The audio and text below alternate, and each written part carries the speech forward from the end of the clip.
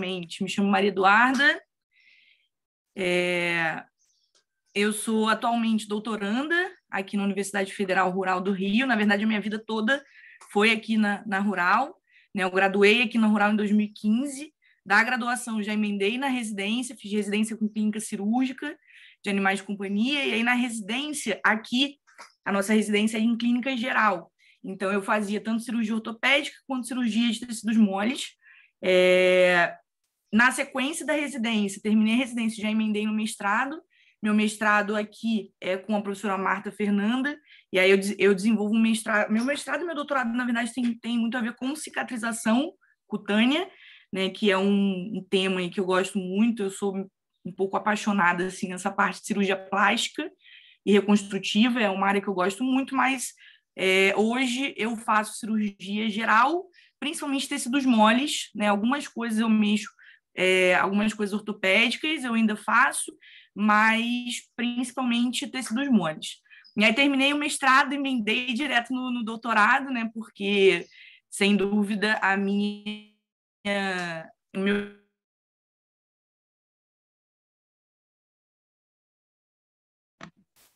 O Duda, acho que travou um pouquinho aqui. Não sei se é a minha internet. Travou aqui também, professor. Travou. Beleza. Pode ser minha internet aqui, que de vez em quando vai dar uma travadinha. Não sei. Bom, não me parece que tá ruim, mas... Não, agora voltou. É porque assim, eu nunca sei se é a minha, porque eu tô na casa dos meus pais, a internet aqui também é meio... Porque a minha não eu ia nunca de sei culpa, também mas quando aqui eu dá tô, nunca sei se é a minha.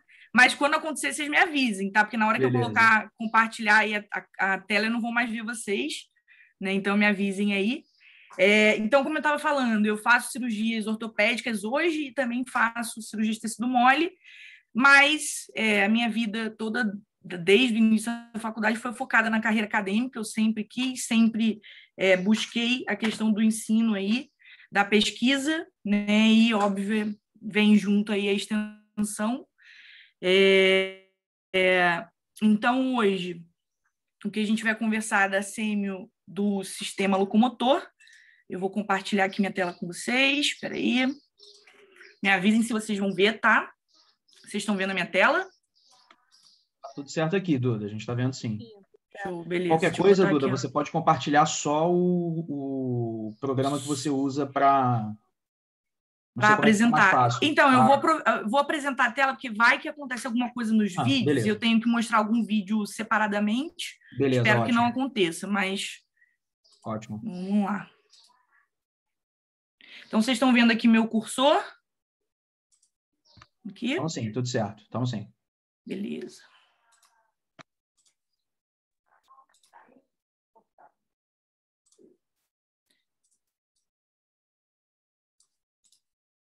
Bom, então hoje a gente vai falar um pouquinho da semiologia do locomotor, tá? Como o professor Daniel conversou e me pediu que a gente fizesse. É muito bom que vocês já tenham tido a aula de neuro, né? Porque no final dessa aula a gente vai ver alguns vídeos e eu gostaria que vocês conseguissem me responder se os animais têm uma alteração locomotora neurológica, né? E aí vocês vão ver que não é tão simples assim, não é tão fácil assim.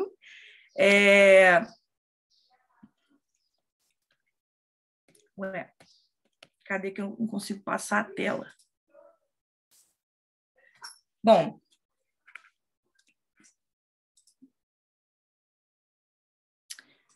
às vezes isso acontece comigo, eu não consigo passar a tela. Deixa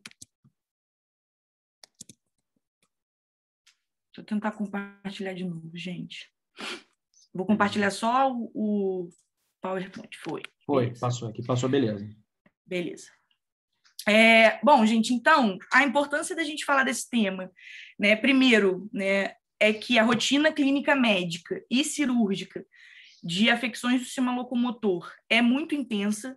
Eu sei que aqui a gente vamos ter quase 80 alunos e provavelmente nem todos vão querer cirurgia, muito menos nem todos vão querer ortopedia, mas quando eu dou aula, e quando eu dou essa aula especialmente, ainda assim é muito importante vocês saberem fazer a semiologia do sistema locomotor, é muito importante vocês saberem fazer o exame ortopédico, porque a grande maioria de nós aqui vai sair da faculdade fazendo clínica médica.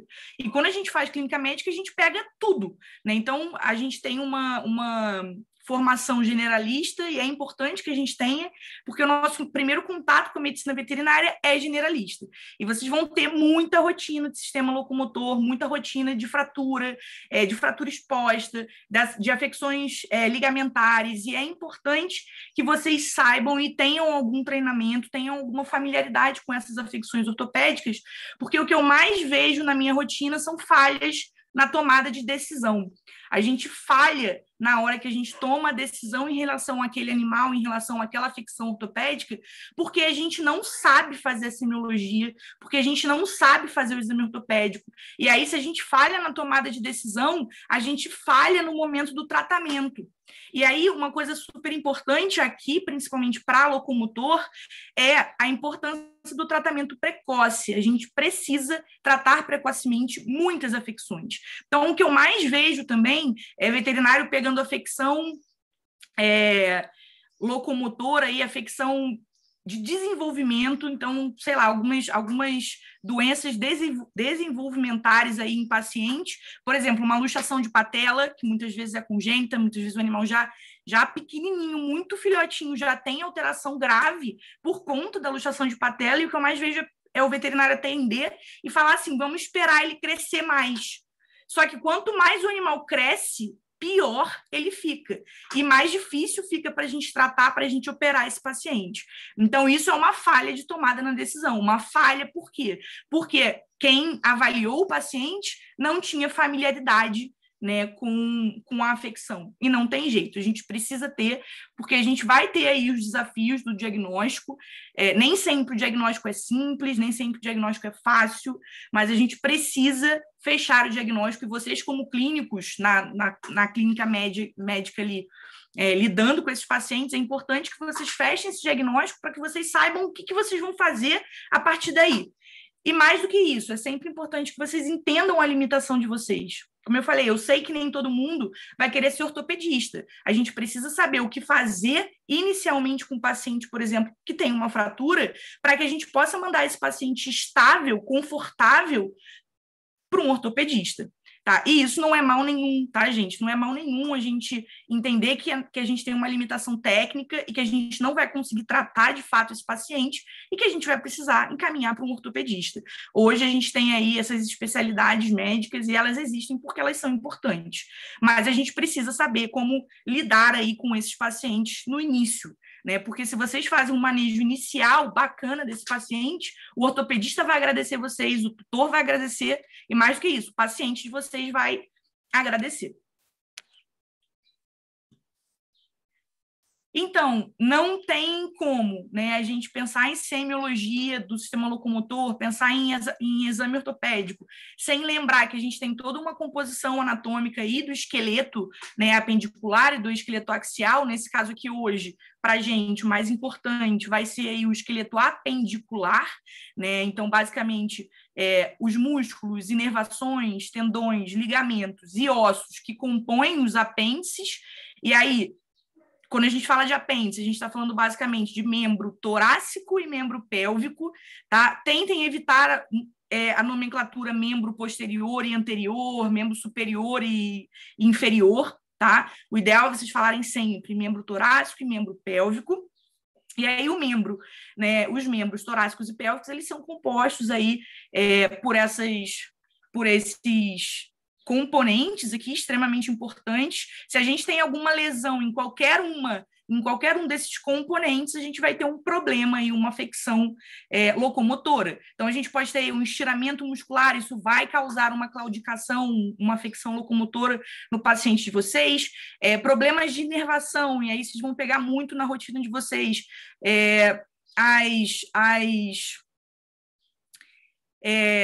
as lesões nervosas, e isso aí também vai gerar um problema, e muitas vezes vai gerar não só a claudicação, como não uso do membro, vocês vão ver isso aí para frente, problemas em tendão, problemas ligamentares, e problemas ligamentares a gente tem algumas afecções específicas que são bem comuns na rotina, que a gente vai ver, e óbvio a gente tem os ossos. Todos esses componentes vão compor então, as nossas articulações. Uma coisa importante, gente, que eu queria que vocês soubessem, eu vou passar com vocês muito rapidamente agora, é o nome dos ossos e o nome das articulações, tá? Porque não dá para vocês mandarem um paciente, por exemplo, para fazer uma radiografia se vocês não sabem o nome daquele osso, né? Daquele componente ósseo ali, ou daquela articulação específica, né? E muitas vezes a gente também pega na clínica paciente que vai fazer raio-x e aí chega lá no pedido do raio-x, membro torácico. E aí você fica assim, qual parte do membro torácico, né? Às vezes é um Rottweiler, né? Qual parte do membro torácico de um Rottweiler? Não dá para a gente fazer, né, no raio-x, em uma posição só, o membro inteiro torácico de um Rottweiler, né? Então tem que fazer correto, tem que mandar a região correta, né? Porque senão o tutor vai gastar dinheiro e às vezes nem é no membro torácico o problema, porque a pessoa que fala membro torácico, né? Provavelmente ela não avaliou, né? Não fez o exame ortopédico como deveria, né? Então, o que a gente tem aí de osso que a gente precisa lembrar? Então, aqui, ó, nessa porção, a gente sempre vai distal para proximal, tá? Então, vou fazer dessa forma com vocês, né? E é assim que a gente vai fazer depois lá no exame ortopédico. Nossa avaliação sempre é distal, ou seja, daqui, ó, das patas para proximal, tá? E aí aqui, ó, nas patas, né, as patinhas do nosso paciente, o que a gente tem de osso aí importante? As falanges, tá? Tudo começa aí nas falanges e nas articulações interfalangianas. Aqui a gente vai ter o metacarpo, tá? E aí a gente tem a articulação metacarpo-falangiana. Aqui, ó, nessa região, que seria mais ou menos aqui o nosso pulso, né, que seria o pulso dos nossos pacientes, a gente tem os carpos, né? Então, a gente tem aí alguns carpos, tá? E articulação carpo-metacarpiana. Aqui, ó, osso longo, a gente tem a una lateral, aqui a gente consegue ver, ó, o olecrano, então a gente tem a una e o rádio. Logo aqui, a gente tem a articulação rádio-cárpica, tá? Aqui, ó, outro osso longo é o húmero, e no cotovelo, vocês podem chamar a articulação do cotovelo, não tem problema, é uma articulação extremamente conhecida, né? Ou vocês podem falar tecnicamente a articulação húmero rádio-unar. E aí, por último, aqui, ó, no membro torácico, a gente tem a escápula e a articulação escápulo-humeral. Então, é importante que vocês conheçam e saibam dessas articulações e desses ossos, porque, geralmente, se a gente tem uma afecção locomotora no membro torácico, é em algum lugar desses componentes aí. No membro pélvico, o que a gente vai ter? Distal para proximal também. Então, ó, distal, a gente tem as falanges e articulações interfalangianas. Aqui, ó, a gente tem o metatarso. Então, no membro pélvico, a gente chama de metatarso, no membro torácico é o metacarpo, tá? Então, tem essa diferença aí. Aqui, articulação metatarso-falangiana. Aqui, ó, a gente tem os tarsos, tíbia e fíbula, que é um osso longo, e aqui a gente tem a articulação tibiotársica. É uma articulação que a gente costuma ter bastante problema no gato, a gente vai ver aí um pouco mais para frente. Essa aqui, ó, a articulação do joelho. Então, o que a gente tem aqui, ó, é o fêmur, a patela e a tíbia. Então, é uma articulação que a gente tecnicamente chama de articulação fêmur-tíbio-patelar.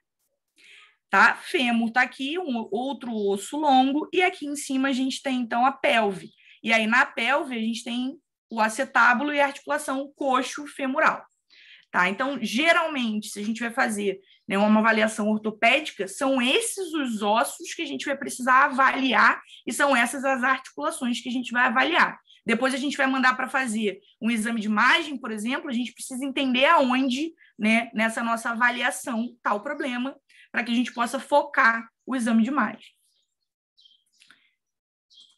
Outra coisa aí para a gente lembrar é a respeito dos planos, porque é um outro problema. A gente manda um animal para radiografar, né? E aí a gente não só precisa colocar lá a região que a gente vai radiografar, a gente tem que pedir quais são as radiografias, né? As projeções radiográficas que a gente precisa fazer.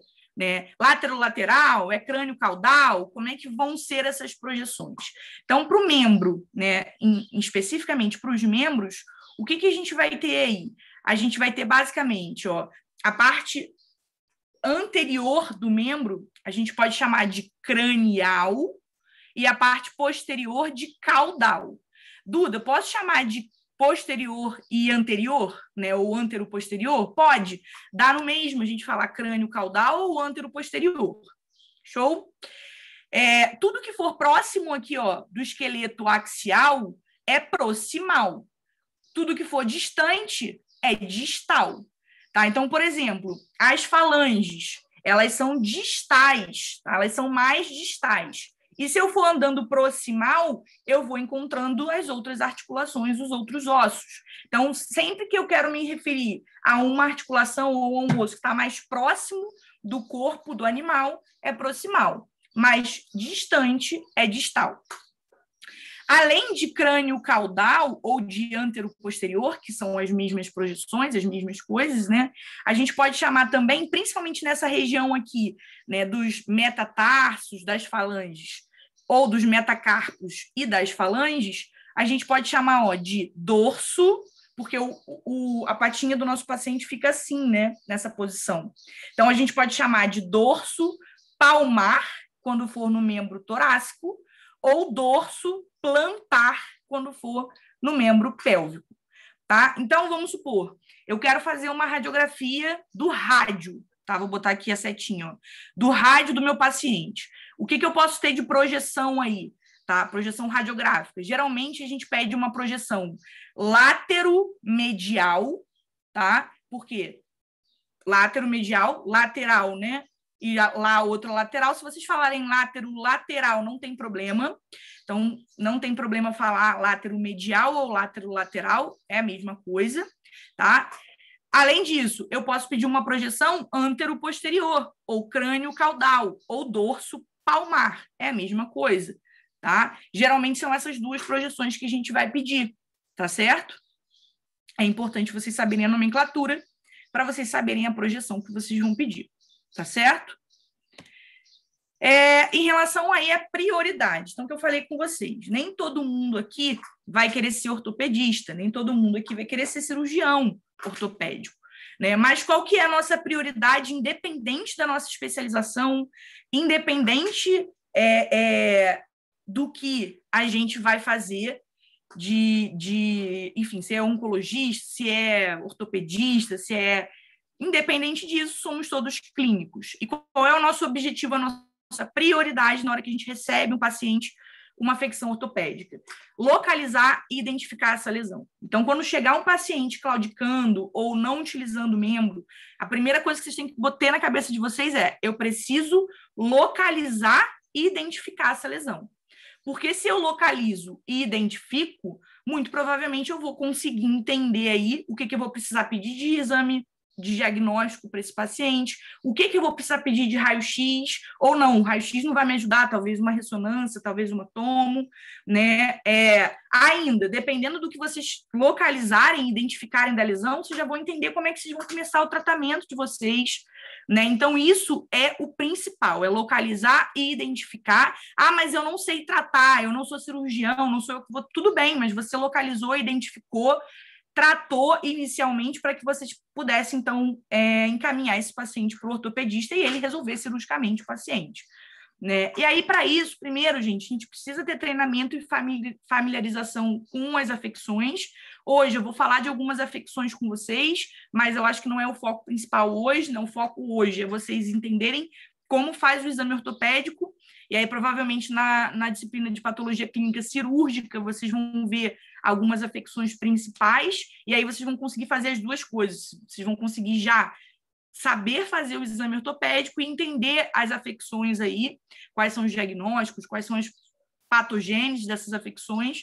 Então, vão se familiarizar para que, quando vocês peguem isso na rotina de vocês, fique mais fácil de direcionar o diagnóstico e direcionar o tratamento desse paciente.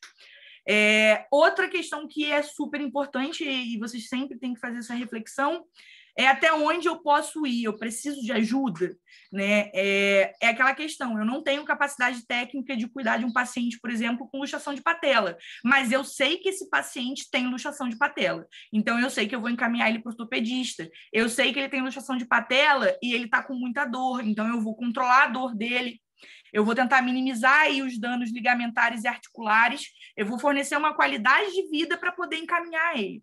Esse é o objetivo de vocês quando vocês estiverem na clínica. Ah, eu não quero saber de ser ortopedista, não quero saber de nada disso. Beleza. Mas se você recebe um paciente com fratura, você precisa controlar a dor dele, localizar e identificar a lesão, minimizar os danos ligamentares e articulares. E aí, como que a gente faz isso? A gente faz isso fazendo analgesia correta, a gente faz isso fazendo uma bandagem corretamente, provavelmente isso vocês vão aprender em algum outro momento aí, provavelmente na patologia clínica cirúrgica, mas é importante, porque se a gente tem um paciente com uma fratura, gente, a esquírula óssea, ela é instável. Então, se esse paciente, às vezes, não está com uma bandagem bem feita, aquela esquírula óssea, ela fica se movimentando e fica lacerando ligamento, tendão, músculo, pele, né? Então, isso causa uma série de outros danos aí a tecidos moles. Então, a gente precisa minimizar esses danos e dar qualidade de vida. Claro, se a gente controla a dor, se a gente faz uma boa bandagem, se a gente faz uma boa analgesia,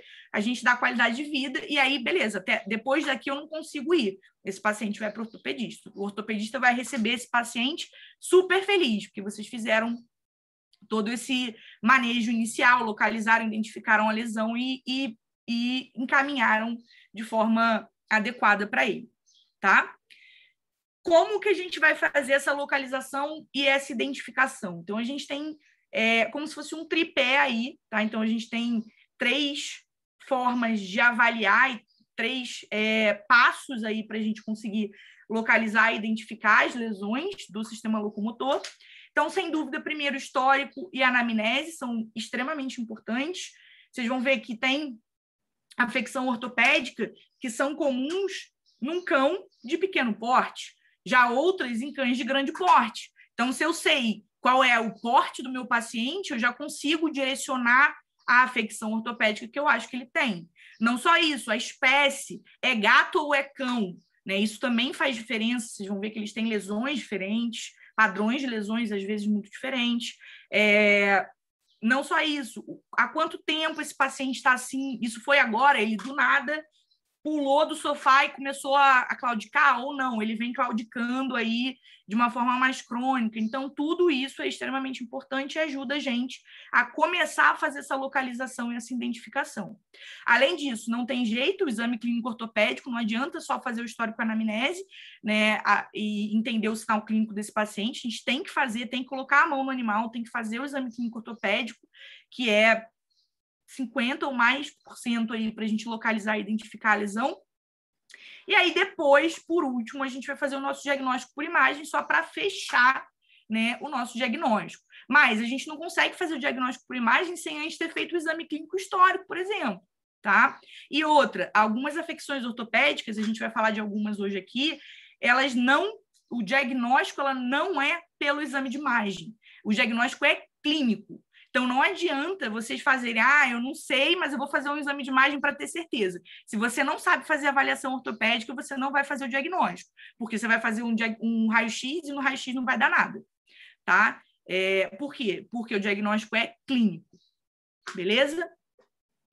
Gente, se tiverem alguma dúvida ou se eu estiver falando rápido, vocês podem me interromper, né, ou perguntar, que eu não vejo o chat, tá? Bom, quais são as principais afecções que a gente vai ter? Oi, alguém falou alguma coisa? Falei que tá de boa. Obrigada. Quais são as principais afecções aí que a gente vai encontrar, né, no sistema locomotor? Bom, primeiro a gente precisa entender, né, e diferenciar o que é lesão de tecido mole e o que é lesão óssea, tá? O que é lesão de tecido mole, o que é lesão articular, ligamentar, né? Mas aí óssea já englobei todas essas lesões ligamentares, articulares, né? Isso é uma coisa importante, porque às vezes o paciente tem as duas coisas. Então, esse paciente aqui, por exemplo, o tutor sem querer, né? O tutor não, né? Ele era de fazenda e passaram com uma roçadeira nos membros torácicos dele, tá? Na região proximal dos membros torácicos. Então, ele ficou com essas lesões aí, ó, de pele, lesões cutâneas. Ele tinha lesão em pele, em musculatura, né? Ele tinha lesões em tecidos moles, mas ele também tinha lesão óssea. Ele tinha, ó, uma série de fraturas de falange, tá? Fratura de metacarpo, tá? Então, a primeira coisa, existem alguns pacientes, por exemplo, que têm neoplasias de tecidos moles nos membros. Em geral, essas neoplasias não vão afetar, tá, a locomoção do paciente, a não ser que sejam neoplasias muito grandes, enfim, agressivas, mas em geral a gente não tem alteração. Então, a primeira coisa que vocês têm que entender, tá? Chegou o paciente no consultório, ele realmente tem alguma coisa óssea, ligamentar, articular, ou é tecido mole? Tá? Então, esse é um primeiro ponto. No que diz respeito a essa parte ortopédica, o que a gente tem de principal afecção? Fratura, sem dúvida, é a maior rotina, eu acho, né? Não maior, tá? Acho que é uma rotina grande, mas a gente também tem algumas outras afecções comuns, tá? Mas fratura é realmente uma rotina grande. Aqui, em seropédica, é uma rotina intensa, principalmente porque seropédica foi construída ao redor de uma rodovia. Então, a gente tem muito paciente politraumatizado, muito paciente atropelado, principalmente. E aí, sem dúvida, uma das grandes alterações que a gente vai ter aí são as fraturas, tá? Aqui a gente tem 2 casos, né, de fraturas que Desculpa, eu peguei aqui. só cortar, Duda. Desculpa só cortar, seropédica é construída ao redor de uma rodovia e cortada por uma ferrovia, né? Exatamente, então... exatamente. A gente pega muito paciente atropelado, muito.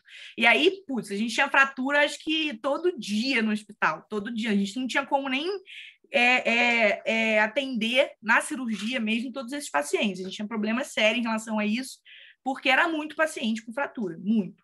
Todos os tipos de fratura que vocês possam imaginar. Né? Então, esse paciente aqui foi um paciente que a gente pegou na rural, um paciente que tinha sido atropelado, né? Então, aqui é o membro pélvico dele. E essa ponta óssea aqui que vocês estão vendo, ó, é o fêmur. Ele teve uma fratura no fêmur, e essa esquírula óssea aqui, ó, ela literalmente fez uma fratura exposta. Então, esse é um termo que vocês precisam entender, né? Existem fraturas aí simples ou cominutivas. No caso dessa fratura aqui, ó, a gente tem uma fratura cominutiva, porque eu tenho vários fragmentos, né? A gente tem um fragmento aqui, ó, um aqui e um aqui. Aqui, nesse caso, são 3 fragmentos. Então, é uma fratura cominutiva. Não só uma fratura cominutiva, é uma fratura aberta, né? Então, as fraturas expostas, a gente pode classificá-las também como fraturas abertas, porque eu consigo, né, ver muito bem o osso aqui, mas nem sempre é assim que vai acontecer. Às vezes a gente não vai conseguir ver o osso, mas só o fato da gente ter uma lesão cutânea e uma possível comunicação da pele com o osso, isso já classifica uma fratura como aberta. Aquela fratura que a gente viu antes, essa fratura aqui, ó, eu já classifico ela como uma fratura aberta. E eu não estou vendo os ossos aqui, ó. Nas lesões de pele, eu não consigo ver os ossos. Mas por que eu classifico como uma fratura aberta? Porque, com certeza, como a gente teve lesão de tecido mole, aqui a gente consegue ter uma comunicação com os ossos. Então, aqui eu já classifico a fratura como sendo aberta. Aqui nesse pincherzinho, né? Então, ele não está usando o membro, né? Não tem o apoio do membro. E ele tinha uma fratura simples, porque é só um fragmento, ó. Aliás, são 2 fragmentos, na verdade, mas vocês não veem que existe vários caquinhos de ossos, né? É uma lesão única. Por isso que a gente chama de fratura simples, tá? E é uma fratura fechada, porque ele não tem lesão de tecido mole, né? Ele não tem exposição óssea. Então, é uma fratura fechada, tá? É uma rotina bem grande desse tipo de afecção. As luxações, né? Então, as luxações, basicamente, o que acontece é quando a gente tem uma articulação, essa articulação ela tem um posicionamento correto, adequado. Então, a luxação é quando a gente acaba com esse posicionamento correto, né? Quando o animal geralmente sofre um trauma, a gente tem algumas luxações que não são traumáticas, mas, principalmente, a maioria é traumática, e aí ocorre lesão não só da cápsula articular, lesão dos ligamentos. E aí aquele osso que deveria estar, nesse caso aqui, por exemplo, lá posicionado no acetábulo, é a articulação coxo-femoral, olha onde é que está a cabeça do fêmur. Está fora do acetábulo. Ela perdeu a configuração anatômica dela, aqui por conta de um trauma, né? Então, esse paciente sofreu um trauma e teve uma luxação coxo-femoral. Aqui, a gente tem uma luxação de que osso? De que osso aí? De que articulação? Vocês conseguem me dizer? O que vocês acham que é? Agora eu quero ver anatomia forte. É a articulação do tarso com o... Acetábulo? Não. Você está no membro torácico, tá certo? É da tíbia tarsal. Tíbia tarsal, né? Essa aqui que você está falando, que é tibiotársica? Não, tô vendo vermelho. Sim, tibiotársica. Show, essa aqui você acertou, é uma luxação tibiotársica, né? Então, o que a gente está vendo aqui, ó, vamos lá, de proximal para distal, ó, falanges, metatarso, aqui os tarsos e aqui a tíbia, a região distal da tíbia, tá? Então, a tíbia não está articulando como ela deveria com os tarsos, né? A articulação tibiotársica não está normal, né? Esse paciente ele também sofreu um trauma e teve uma luxação tibiotársica. Esse tipo de luxação é muito comum em gato, tá? Muito comum, mais comum até do que em cão. Enquanto que esse tipo de luxação aqui, ó, coxo-femoral, ela é bastante comum em cão, tá? Em gato não é tão comum. Por acaso eu nunca vi um gato com luxação coxo-femoral. Pode acontecer? Pode, mas não é tão comum, tá? Então, aquela questão do histórico anamnese que eu falei para vocês, né? Só pela espécie a gente já consegue ter uma noção. E essa daqui, vocês não me falaram, né? Essa daqui... Esse é membro... Membro torácico. Membro torácico? Torácico. Ó, que osso que tem essa extensão aqui, ó? Essa é a una. Una, perfeito. Então, essa articulação aqui... Húmero radial. Húmero radionar, que é a articulação do cotovelo, tá? A articulação do cotovelo. Também é uma articulação que a gente costuma observar luxações, tá? Afecções articulares. E aí, essas aqui que eu coloquei para vocês, principalmente, são afecções articulares congênitas, né? Afecções articulares, elas podem ser traumáticas ou congênitas, mas muitas delas que a gente vai pegar na nossa rotina são congênitas, tá? Essa daqui, ó, o que vocês acham que esse animal aqui tem? Avaliando essa articulação coxo-femoral dele.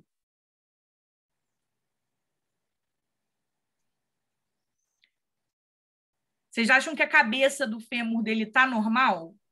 Ela está com desgaste. Exatamente. Perfeito. Tá? Esse paciente aqui, ele tinha uma displasia coxofemoral. Vocês percebem que, ó, a cabeça do fêmur dele está totalmente irregular, né? Isso acontece por um desgaste. Geralmente, esses pacientes têm um ligamento redondo da cabeça do fêmur que vai fixar, né, o fêmur no acetábulo, ele é frouxo. Então, o que acontece é que quando o animal articula, o fêmur, como está frouxo, ele fica batendo no acetábulo. E conforme ele vai batendo, ele vai ficando irregular e vai deixando o acetábulo irregular e raso, né? Ele vai fazendo um arrasamento do acetábulo. Tá? E aí é essa configuração que a gente vai ver. Ó. Essa cabeça femoral, ela está quase luxada. Né? Olha como é que ela está para fora do acetábulo. Não é assim normalmente. Normalmente a cabeça femoral é toda coberta pelo acetábulo. Aqui isso não está acontecendo. Então, claramente, esse paciente tem uma afecção articular, que geralmente é congênita, né? Que é a displasia coxofemoral. Esse paciente aqui, ó, o que ele tem? Primeiro, que articulação é essa?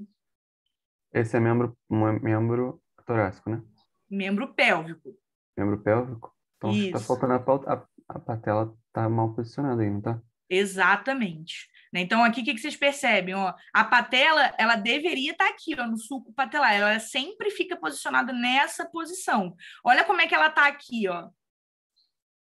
Ela está lateralizada. Olha aqui, ó. Essa aqui é a fíbula. A fíbula, ela é lateral à tíbia. Então, a patela está lateralizada, tá?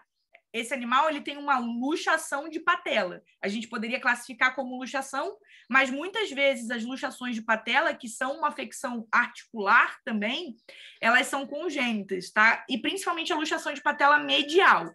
Não era o caso desse paciente, ele tinha uma luxação de patela lateral. E aí esse paciente, ele tem uma articulação normal? Não. Não tem. A patela tem que estar no sulco patelar. Se ela não está, ela vai causar uma articulação, uma alteração ortopédica importante nesse paciente. Vocês vão ver, a gente tem alguns graus de luxação de patela, isso vocês vão ver um pouco melhor na patologia clínica cirúrgica, mas uma patela tem, geralmente, luxação de patela tem 4 graus. Uma luxação de patela grau 4 faz o animal ter uma alteração muito, muito severa na locomoção, tá? Vocês vão ver mais na frente. E esse paciente aqui, que articulação é essa? Esse é membro pélvico, né? Esse é membro torácico. Membro torácico, desculpa. Que osso que é esse aqui, ó? Húmero rádio. Húmero rádio. Húmero O húmero tá aqui, rádio, una tá aqui. Articulação húmero radionar. Húmero radionar. Vocês conseguem ver alguma alteração aí? Essa é mais difícil, tá, gente?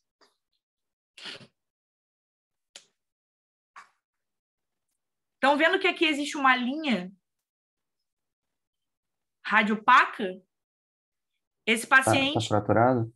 Está fraturado. Na verdade, aqui é o que a gente chama de não união do processo coronoide. Esse paciente ele tinha uma displasia de cotovelo, né? E aí a displasia de cotovelo tem várias opções, tem várias possibilidades. Uma delas é a não união. Por quê? Esse processo aqui, esse triângulozinho, o processo coronoide, ele deve, com o tempo, se fusionar na una. Nesses pacientes, ele não se fusiona, ele não se une. Então, ele fica como se fosse uma fratura, como se fosse um fragmento livre, né? Isso é bastante comum em pacientes que têm displasia de cotovelo, tá? E aí, esses aqui são as neoplasias, né? As neoplasias ósseas. A mais comum disparada é o osteosarcoma, né? Mas a gente pode ter também o condrosarcoma. E aí, o que a gente vai ver? A gente literalmente vai ver uma falha óssea. Esse osso ele vai ficar todo lisado, né? Porque a neoplasia, ela, de certa forma, ela come o osso, ela lisa, promove uma lise óssea.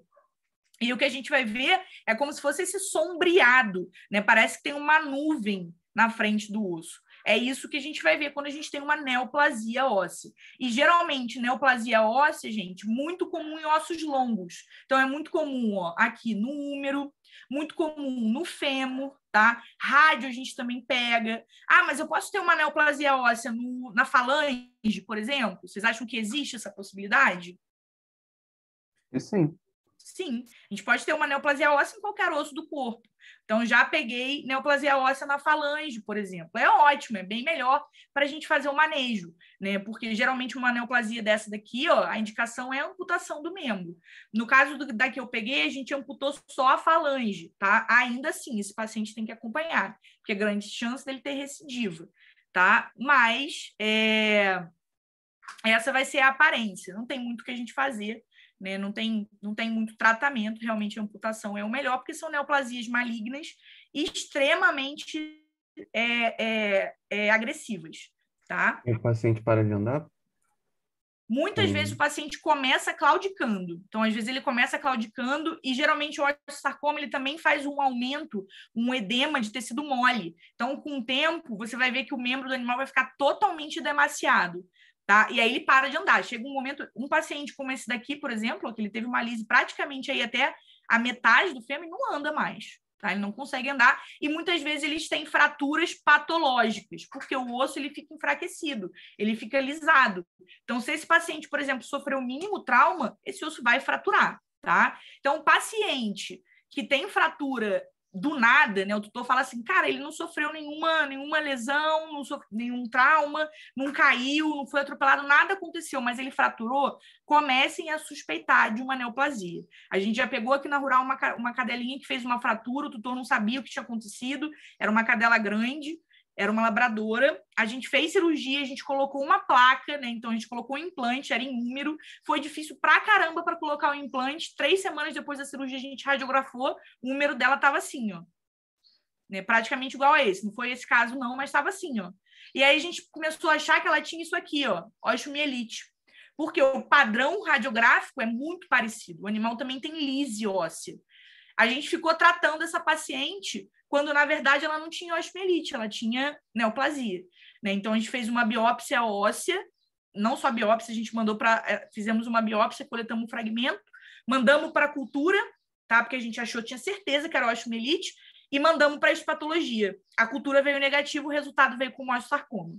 Então, a gente operou uma paciente com osteosarcoma, tá? Então, duvidem. Quando o paciente tem uma fratura e não tem uma causa aparente, quando vocês forem fazer a cirurgia, coleta material para mandar para a histopatologia, porque tem chance de ser neoplásico, tá? E aí, essa paciente, a gente perdeu muito tempo. A gente deveria ter feito, na primeira cirurgia, uma amputação. E a gente colocou um implante, tá? Então, cuidado. A osteomielite é basicamente a inflamação e, muitas vezes, a infecção óssea. Também é uma afecção extremamente difícil da gente tratar. E é uma afecção que a gente depende de tempo, tá? Então, a gente não trata uma osteomielite com 1 mês, a gente trata com 6 meses, com 8 meses de antibiótico. É um tratamento bem complexo, tá? Geralmente, a gente vai ter osteomielite nas fraturas abertas, ou seja, nas fraturas expostas. Claro que a gente teve exposição óssea, né? Então, a gente pode ter uma contaminação desse osso, tá? Feridas profundas e ou perfurantes, então não necessariamente se vocês tiverem um osso exposto, mas como eu conversei com vocês, se vocês tiverem uma lesão em tecido mole no membro, vocês já podem ter uma osteomielite, porque aquela lesão tem contato com o osso, né? E aí você pode ter inoculação ali de bactéria ou fungo, tá? Existe também a osteomielite fúngica. Então, quando vocês tiverem um paciente que tem uma possível osteomielite, como foi esse paciente aqui, ele também tinha feito, foi um paciente nosso, ele tinha uma fratura exposta, a gente colocou um implante, tá? Só que a tutora sumiu do mapa, voltou quase 6 meses depois, com ele com o membro assim, ó, cheio de lesão, e por aqui saía uma secreção meio mucopurulenta. Quando a gente radiografou depois que a gente tirou o implante, porque a gente teve que tirar a placa, né? A gente tirou a placa, coletou material para histopatologia, cultura e antibiograma. Quando a gente radiografou, imediatamente depois de tirar a placa, olha como é que estava o osso, né? Todo lisado. Aqui é o buraquinho, né? Os buraquinhos dos parafusos. Né? Então, a gente teve uma contaminação que a tutora sumiu, não voltou mais para a gente tratar, e esse paciente teve uma osteomielite importante, depois a gente precisou amputar a pata dele, porque ela não teve condição de continuar o tratamento dele, é um tratamento prolongado, um tratamento complexo, e aí a gente perdeu, né, essa briga aí, tivemos que amputar a pata desse cachorro depois de todo o trabalho que a gente teve, tá? Mordida, cuidado, porque a mordida é uma ferida perfurante. Fora isso, mordida é extremamente contaminado. Boca, né? Boca é muito contaminado. Cuidado. E a contaminação cirúrgica. Por isso, cirurgia ortopédica, gente, tem que ser com tudo muito, muito limpo, asséptico. Não dá para fazer cirurgia ortopédica sem gorro, sem máscara, sem avental estéreo, sem luva estéreo, sem todos aqueles protocolos de antisepsia que a gente precisa ter e protocolos de asepsia. Senão vai dar problema. E quando dá problema, gente, é problema importante, tá? Problema difícil de tratar, tá? Bom, então, para a gente começar a nossa semiologia, nossa avaliação aí do sistema locomotor, a primeira coisa, gente, é histórico e anamnese. Conversei com vocês, espécie já é uma coisa que altera muito na nossa possibilidade de diagnóstico. Se eu tenho, por exemplo, um animal claudicando do membro posterior e é um gato, eu vou pensar em algumas possibilidades. Vamos supor que a gente tenha aí uma possível alteração na articulação coxo-femoral. Se eu tenho um gato que sofreu um trauma, eu vou pensar talvez numa fratura de cabeça e colo femoral. Agora, se eu tenho um cão, eu posso pensar, por exemplo, numa luxação coxo-femoral, tá? Que acontece mais comumente no cão. Se eu penso ainda na raça, e principalmente no porte, isso já muda totalmente. Então, se eu tenho, por exemplo, um Yorkshire, como esse cachorrinho aqui, que está claudicando do membro posterior, e eu acho que é a articulação coxofemoral, muito possivelmente pode ser que ele tenha, por exemplo, uma necrose asséptica da cabeça do fêmur. Isso é comum no gato? Não. Isso é comum no cão? Num cão de grande porte, no Rottweiler? Não. Isso é comum num cão de pequeno porte. Agora, eu tenho um Rottweiler. O que eu posso pensar? Uma displasia coxofemoral, tá? Que é extremamente comum num animal de grande porte, especialmente no Rottweiler. Então, eu tenho aí 2 espécies diferentes, 3 animais de porte diferentes que podem ter uma alteração na articulação coxofemoral totalmente diferente também, tá? Além disso, a questão da raça já direciona muito. Então, como eu falei para vocês, o Rottweiler é muito comum ter displasia coxofemoral. Quais outras raças aí que vocês conhecem que podem ter displasia coxofemoral? E é muito comum. Não sei necessariamente coxofemoral, mas eu já ouvi, né, que Goldens também tem uma predisposição. Perfeito. Pastor alemão também. Pastor alemão tem predisposição também. Pastor alemão. Labrador, são todas essas raças. Se a gente tem uma alteração no membro pélvico, a primeira coisa que vem na cabeça é uma displasia coxofemoral. Agora, se eu tenho um pincher que chegou com provavelmente não apoiando o membro torácico, o que a gente pode pensar? Sofreu um trauma. É o cachorro que brincou na minha perna e ficou se sacudindo. O que pincher tem muito no membro no membro torácico? Não sei. Fratura de radiúna, tá? Muito comum. É o pincher que pula do sofá. Sempre. Exatamente, eu ia falar isso agora, Dani. Lá no hospital a gente pegava muito. É o pincher que pulou do sofá ou do colo do tutor. Ele vai ter fratura de radiúna, é batata. É muito comum. Agora, não é comum uma fratura de radiúna no Rottweiler, a não ser que ele tenha sido atropelado por um carro, né? Mas só de pular, descer de um sofá, ele não vai ter uma fratura de radiúna. Então, o conhecimento da raça já direciona muito, né, o que esses animais podem ter. Por exemplo, bulldog francês e pug tem muita ruptura do ligamento cruzado cranial. Então, é aquele paciente que chega no consultório, claudicando do membro posterior, quando ele senta com a pata para fora do corpo, assim, ó, com a patinha esticada para fora do corpo. É clássico, ele tem uma ruptura de ligamento cruzado. Então, fala assim, ele pulou do sofá e começou a claudicar do membro pélvico. Muito comum e é muito característico da raça, tá? Então, isso já ajuda muito a gente a pensar numa possibilidade diagnóstica. O que mais? Idade, né? Sem dúvida, a idade também já vai mostrar muita coisa para a gente. Então, se eu tenho um paciente jovem, né, existe uma grande chance desse paciente ter uma afecção congênita, né? Principalmente aqui, né? É uma raça de grande porte. O crescimento, o metabolismo desse animal, quando ele é jovem, ele é muito rápido. Então, são animais que têm muita alteração de desenvolvimento, né? Dog alemão, por exemplo, é aquele cachorro que fica com o membro todo torto, todo distrófico. Por quê? A gente pensa muitas vezes numa malnutrição. Você pergunta para o tutor, o que você está dando para ele? Ele, estou dando aquela ração a granel,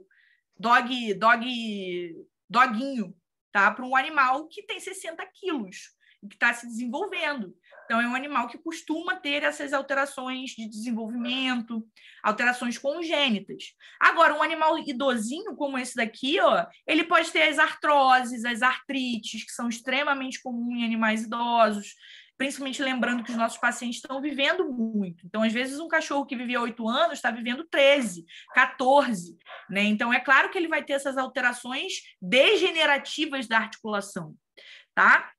Além disso, a gente tem esses carinhas aqui, que eu falei para vocês, o pug que senta com a perninha para fora do corpo, clássico de ruptura de ligamento cruzado cranial.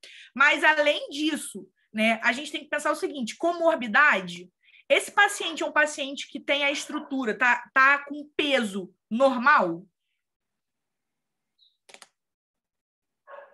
Vocês acham que ele tá... Acredito que não. Não, ele tem sobrepeso, né? Além disso, ele pode ter milhões de outras comorbidades. Animais que têm alterações ligamentares, pessoal, e que têm sobrepeso, O próprio sobrepeso já vai predispor à ruptura do ligamento, por exemplo, porque o animal é pesado, né? Ele está sobrecarregando as articulações. Mas não só isso. Pacientes mais gordinhos, né, que tem em pug, principalmente, beagle, fiquem de olho nas endocrinopatias, por exemplo. Então, pacientes que têm hipotireoidismo e hiperadrenocorticismo, por exemplo, são pacientes que têm frouxidão ligamentar por conta da endocrinopatia. Se vocês não tratarem a endocrinopatia, vocês não vão resolver o problema ortopédico, tá? Então, lembrem, o paciente também, a gente também precisa avaliar a comorbidade, porque a comorbidade pode estar afetando a nossa alteração ortopédica, tá? Questionamentos importantes que a gente vai ter para pacientes com alterações ortopédicas. Primeiro, ele tem histórico de trauma, queda, fuga, tá? Isso é a primeira coisa que a gente vai perguntar para o tutor. Porque se ele tem histórico de trauma, queda ou fuga, isso já vai direcionar. Esse paciente pode ter uma luxação traumática, ele pode ter uma fratura, tá? Então, isso já ajuda bastante. Principalmente a fuga, porque muitas vezes o tutor não sabe o que aconteceu. Ah, putz, eu não sei o que aconteceu com ele, mas ele fugiu? Se ele fugiu, ele pode ter sido atropelado, pode ter tomado uma pancada, pode ter brigado com o cachorro, tá? Há quanto tempo? Então, não tem tempo nenhum. Ele pulou de cima do sofá e, pum, começou a claudicar. Naquela hora, não teve uma evolução. Agora, um paciente que já tem uma evolução, pô, ele começou claudicando bem pouquinho, daqui a pouco ele já não está mais usando o membro. Isso já muda muito. Por exemplo, um paciente que tem osteosarcoma, ele começa claudicando, gente, mas daqui a pouco ele não está mais usando o membro. E isso é uma coisa que demora um tempo. Tá? Não é a mesma coisa que um paciente, por exemplo, que sofre uma fratura. Ele caiu do sofá, sofreu a fratura, acabou, não vai usar o membro. Foi papum, caiu, parou de usar o membro. Isso já muda muito. Outra coisa, está usando alguma medicação? Qual? Isso altera na nossa avaliação. Se vocês pegarem um paciente que já está fazendo, por exemplo, analgésico, talvez vocês não consigam avaliar. Porque se ele está fazendo analgésico, ele não vai demonstrar para você onde ele tem dor. E muitas vezes o grande sinal para a gente de que ele tem alteração é a dor. Então, tem que saber, tem que entender aí, se ele está usando analgésico, não usa naquele dia que ele vai fazer a consulta, para ele chegar com você, com dor, para você conseguir avaliar onde ele tem dor, tá?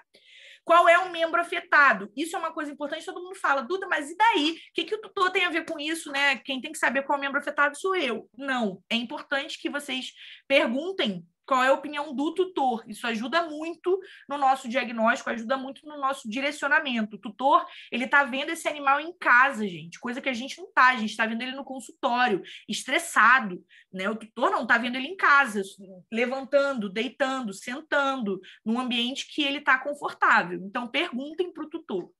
Tem dificuldade de levantar ou sentar? Isso também já ajuda muito a gente a entender aonde que está o problema, tá? Por exemplo, o paciente que tem ruptura de ligamento cruzado não costuma sentar normalmente, porque ele não quer flexionar o joelho, tá? O ligamento cruzado cranial, ele fica no joelho. O animal que tem ruptura desse ligamento, ele não consegue flexionar o joelho porque ele tem dor, né? Então, sentar é um trabalho difícil para ele.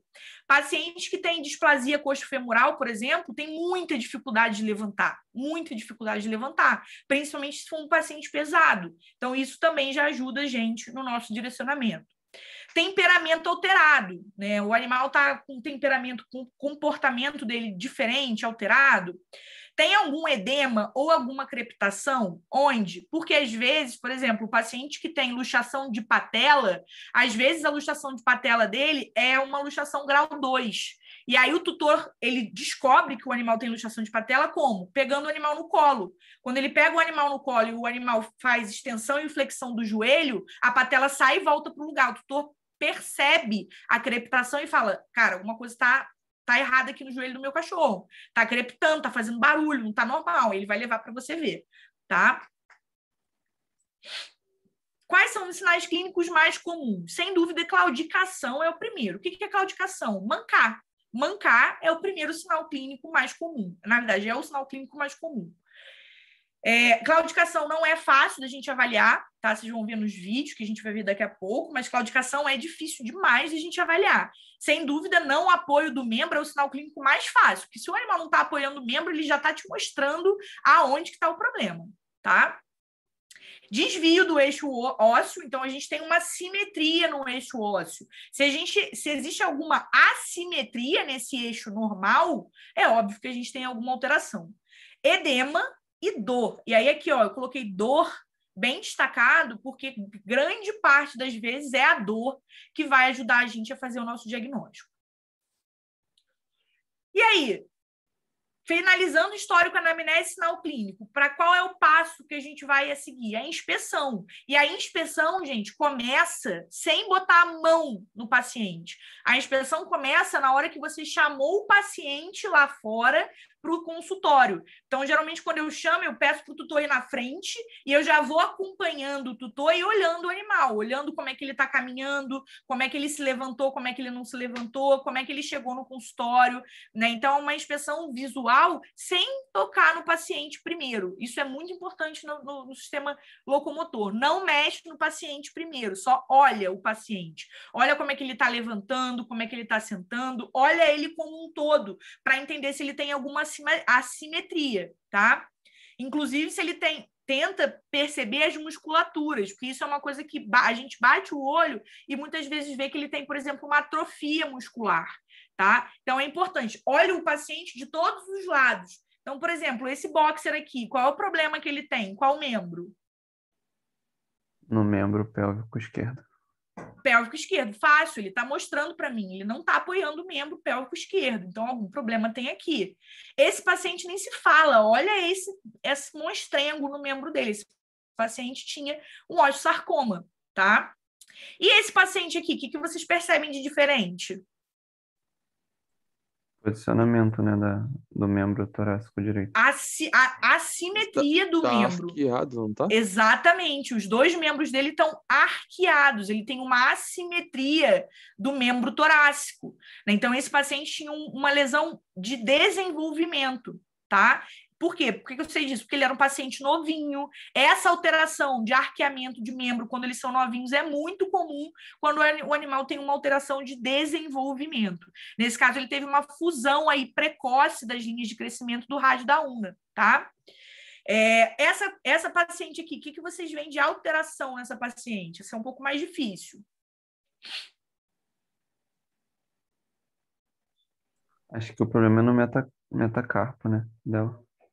O problema dela é no membro torácico, tá? No membro torácico direito. Percebam que ela tira o peso do membro torácico, ela está apoiada só no membro torácico esquerdo. O membro torácico direito ela está protegendo, ela não está colocando o peso dela nesse membro, tá? Então, por isso que eu sei que o problema está aqui. Além disso, se vocês olharem, ela tem uma leve atrofia muscular na região do úmero, tá?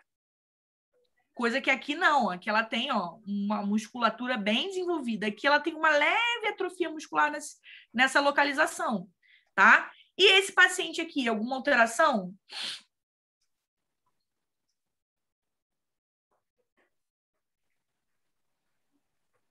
Aí eu não Acho que consigo também, observar. não sei, Chutar talvez na uma assimetria. displasia ia muito.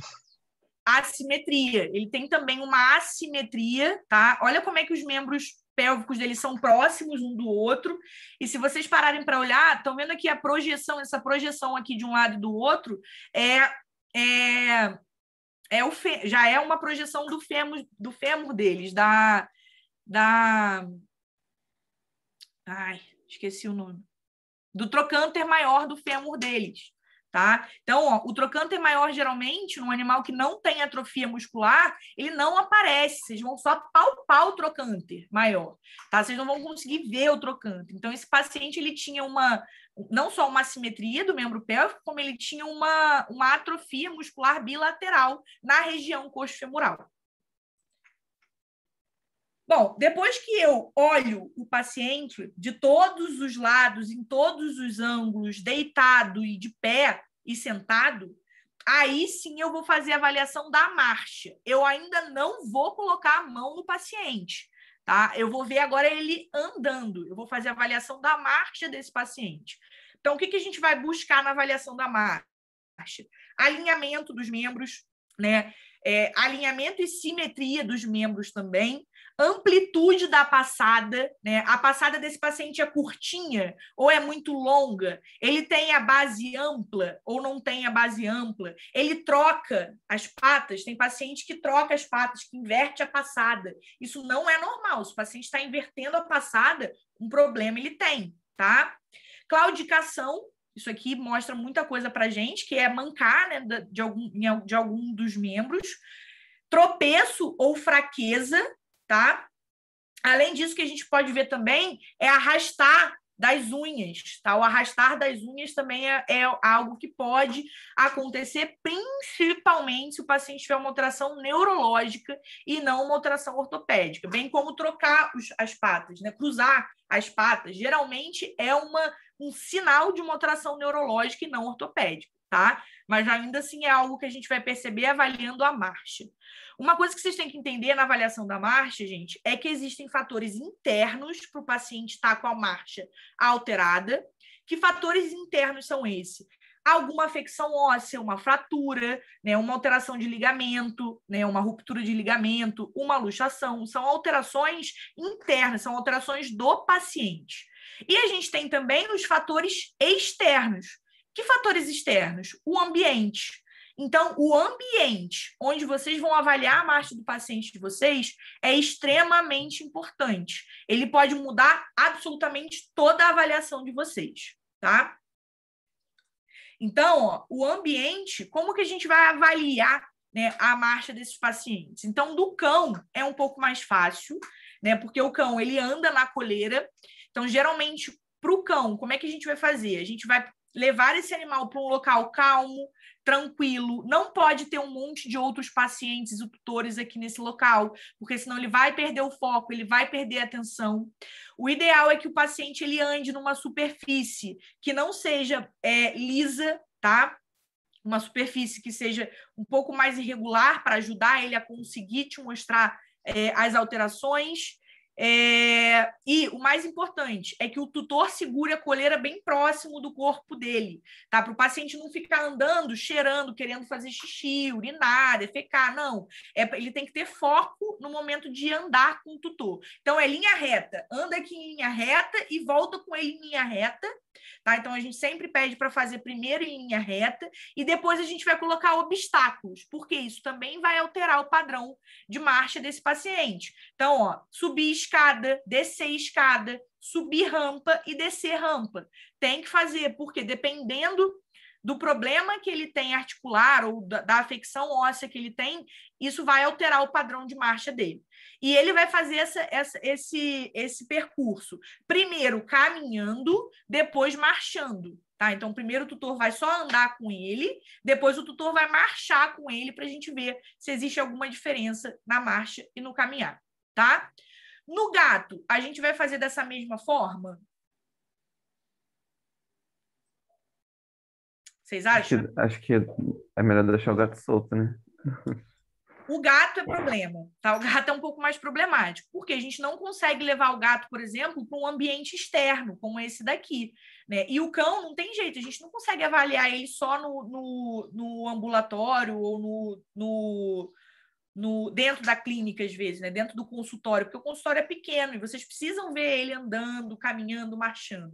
Teoricamente, o gato também, só que a gente não consegue levar o gato para o ambiente externo, porque a grande maioria dos gatos não anda de coleira e quando anda, é claro que ele não vai acompanhar o tutor andando e marchando, né? O tutor vai começar a andar, marchar, o gato vai falar, não, tá, não quero fazer isso.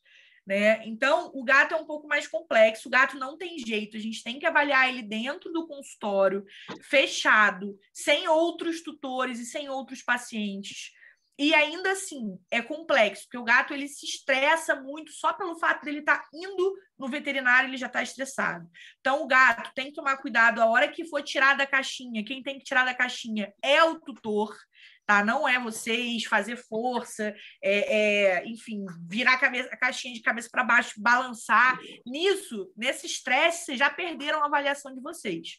Tá? Então, pede para o tutor tirar com tudo muito calmo, muito quieto, muito tranquilo. Bota o animal no chão e aí tenta avaliar ele andando.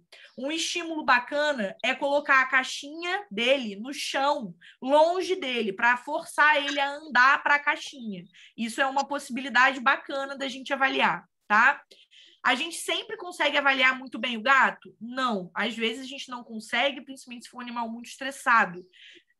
E aí, eu não vou avaliar, não vou identificar? Às vezes a gente não consegue identificar na primeira consulta, tá? Fez a primeira consulta, ficou na dúvida, pede para o tutor levar para casa e no ambiente tranquilo para esse animal, no ambiente que ele se sente confortável, pede para o tutor fazer vídeos, tá? Eu faço isso tanto para cão quanto para gato.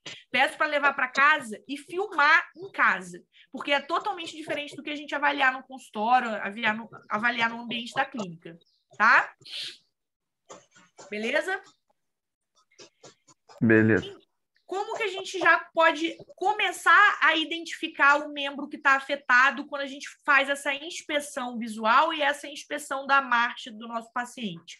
Uma coisa muito clássica e muito característica é o paciente que tem alteração no membro torácico, ele vai ter um movimento de cabeça para cima e para baixo. Por quê? No momento em que ele vai dar a passada e dói, o que ele faz? Ele joga a cabeça para cima para tentar tirar o peso do membro. E nisso ele faz esse movimento de cabeça para cima e para baixo. É clássico, tá? Então, se ele faz isso, suspeitem que ele tem uma alteração em membro torácico. E no membro pélvico?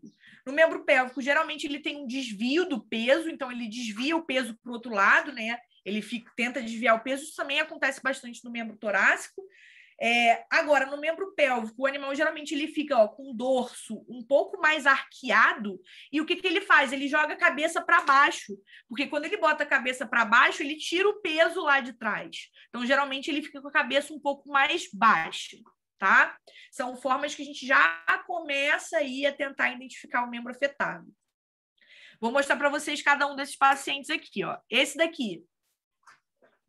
Qual é o membro que está afetado? Olha a cabeça. Esquerdo. Olha a cabeça. Para baixo, para cima, para baixo, para cima. Membro torácico esquerdo. Esse daqui é fácil porque ele não está apoiando, não tem apoio do membro, tá? Ele tinha um osteosarcoma também, tá? Mas olhem a cabeça como vai para cima e para baixo, para cima e para baixo. Vai andar mais um pouquinho, olha lá, ó. É clássico, a orelhinha fica assim, ó. Porque ele tira, né? Tenta tirar um pouco o peso do membro, jogando a cabeça, tá? E essa paciente aqui, aonde que ela tem problema? No membro torácico direito. Perfeito. Pô, vocês estão muito bons, estão muito afiados. Membro torácico direito. Olha como é que ela joga a cabeça. Olha lá a orelhinha dela, para cima e para baixo, para cima e para baixo. Ela vai voltar agora, ó. Ela está tirando o peso do membro torácico direito, está apoiando praticamente no membro torácico esquerdo. Ela tinha uma alteração na articulação radiocarpo-metacarpiana, tá? Ela teve uma lesão ligamentar, né? Então, ela tinha muita instabilidade na articulação radiocarpo-metacarpiana. Vou botar aqui no início para vocês verem.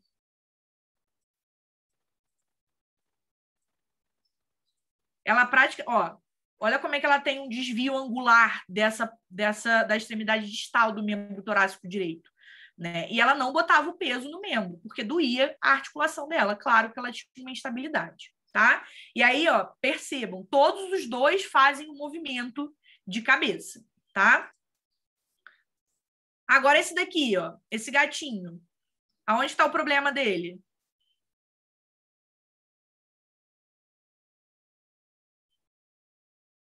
Pélvico. Membro pélvico. Pélvico esquerdo ali? Membro pélvico direito, na verdade, isso aqui, ó. O dorso está um pouquinho arqueado. Exatamente, então... era isso que eu queria que vocês percebessem. Percebe o dorso arqueado e a cabeça baixa, tá? Então, isso já ajuda a gente a perceber que é o membro pélvico, provavelmente. E esse cachorrinho aqui, ó.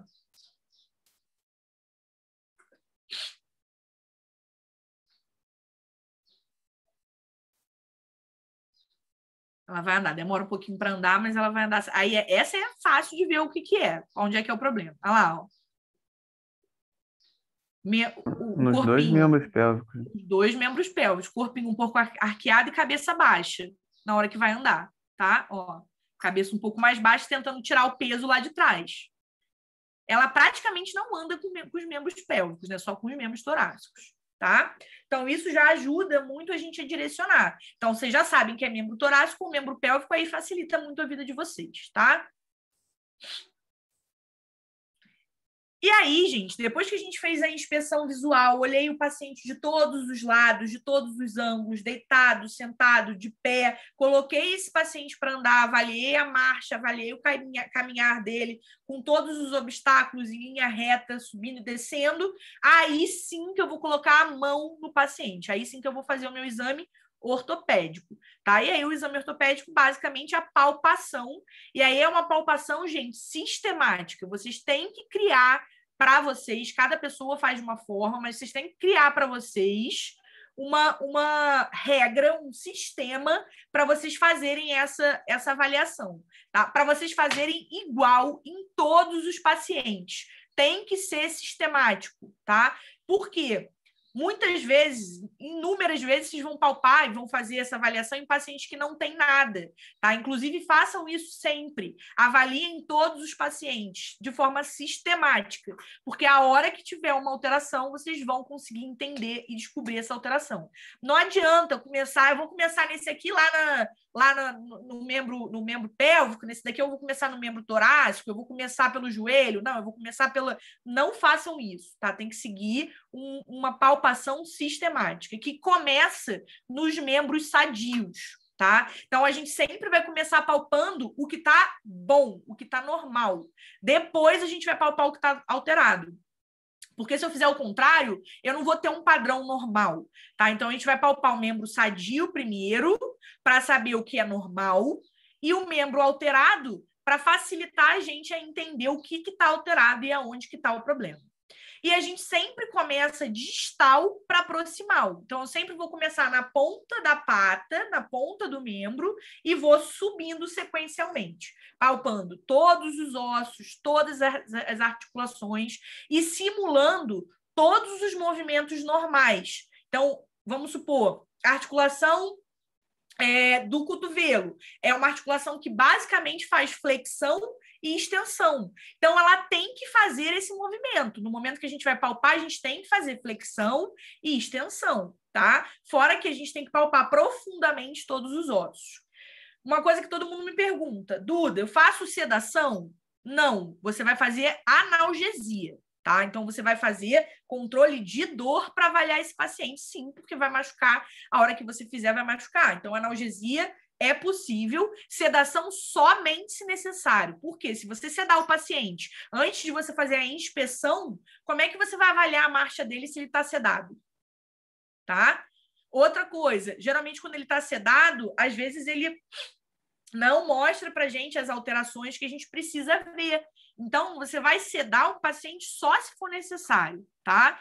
Por exemplo, um exemplo clássico, tá? É paciente que tem ruptura do ligamento cruzado cranial da articulação do joelho, tá? E aí, o que acontece? Muitas vezes, esses pacientes, eles são pacientes de porte grande. É cachorro, é pitbull, tá? É Rottweiler. E, às vezes, quando a gente vai fazer a avaliação, vocês vão ver a avaliação, mas a gente vai fazer a avaliação do joelho, a gente não consegue, por quê? Porque o animal está muito rígido ali, muito estressado, a gente não consegue...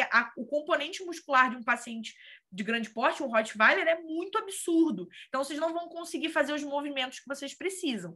Mas, nesse caso, vocês já estão focados. Eu já fiz a minha avaliação toda, já fiz o meu exame ortopédico, tenho quase certeza que é a ruptura de ligamento cruzado.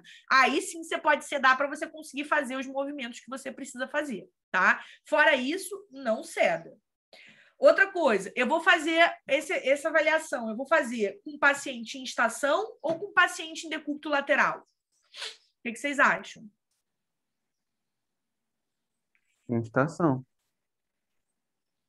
O ideal é a gente fazer de ambas as formas, fazer em estação, em decúbito lateral. Por quê? O paciente, quando está em estação, eu tenho uma visão bilateral simétrica, porque ele está em estação na mesa. Então, eu consigo andar ao redor da mesa e ver todos os lados de uma forma única. Então, eu tenho uma visão bilateral simétrica. Quando ele está em decúbito lateral, não, só vou ter a visão daquele membro, ou enfim, daquele lado que está voltado para cima, tá? Ainda assim, o ideal é a gente fazer das duas formas. Nem sempre a gente consegue fazer. Por exemplo, um cachorro de grande porte em cima da mesa, às vezes ele não quer ficar. Beleza, faça em decúbito lateral, tá? De forma sistemática, começando do membro sadio, distal proximal, tá? Vamos ver como é que isso vai funcionar já já. Então, a gente vai usar um sistema IKD, tá? Sempre que a gente vai fazer a palpação, né? O exame ortopédico é o IKD. O que é o IKD? I é instabilidade. Existe alguma instabilidade, né, na palpação? C é crepitação. Tem alguma coisa crepitando ali, tá? A é amplitude do movimento. Então, tem algumas articulações que a gente vai ver que elas fazem um movimento praticamente de 180 graus. Se você for fazer a sua palpação e ela chegar só a 90 graus, ela não está com a amplitude do movimento normal. D, desvio e dores. E edema, tá? Então, a gente sempre vai ficar na cabeça o IKD, tá? Vamos ver, ó. Primeiro, membro torácico. Então, essa é a minha forma de avaliar, tá, gente? Eu sempre começo no membro torácico distal para proximal. Ah, Duda, mas eu quero começar do membro pélvico. Tudo bem, podem começar que seja sistemático e que em todos os pacientes, vocês façam dessa forma, tá? Então, aqui, ó, a gente vai avaliar primeiro, ó, a gente vai avaliar coxim, unha, falanges, articulação metacarpo-falangiana. A gente está fazendo, basicamente, ó, flexão e extensão. Ó, aqui foi feito extensão, agora vai ser feito flexão das falanges da articulação metacarpo-falangiana, tá? Buscando o quê? Crepitação, edema, dor, desvio, instabilidade, IKD. Tá? Então, o que a gente pode ter de alteração aqui? Ó? Uma coisa que é clássica, alteração no coxim. Tá? Isso lá em Campo Grande eu pego muito, tá? Porque o tutor quer sair para passear com o cachorro meio-dia, no sol de 40 graus. O que aconteceu? Queimou o coxim. Coxim dói muito, gente, dói muito. Então, o paciente vai claudicar por conta da alteração do coxim. Outra coisa que dói muito, quebrar a unha. Alguém aqui já quebrou unha? Dói pra caramba, dependendo de onde você quebra a unha. O paciente vai claudicar. Então, tem que avaliar. Às vezes, vocês vão achar que é uma coisa complexa. Ah, é uma displasia de cotovelo. Não era. Era um coxim, era uma unha quebrada, tá? Esse aqui, a mesma coisa, vocês já viram, né? Ele passou a roçadeira. Então, ele tinha essas lesões aqui, e principalmente lesões ósseas na falange, tá? Nessas duas falanges aqui, ó. E no metacarpo, tá? Agora, a gente vai fazer uma avaliação, né? Então, palpamos ali, né? Falange, articulação metacarpo-falangiana, tem que fazer uma palpação dos metacarpos, uma palpação profunda, e aí agora a gente vai avaliar ó, a articulação rádio-carpo-metacarpiana, tá? Essa é a avaliação normal. Então, estamos fazendo flexão, e essa articulação não faz muita extensão, mas olha a flexão. O coxim tem que bater aqui, ó, no rádio. Essa é a amplitude normal do movimento, tá? Agora a gente está fazendo ó, uma avaliação dos ligamentos carpo-metacarpianos. Percebam como é o movimento. Existe uma movimentação da articulação, ó, crânio-caudal e látero-lateral. Existe uma movimentação dessa articulação. Os ligamentos permitem.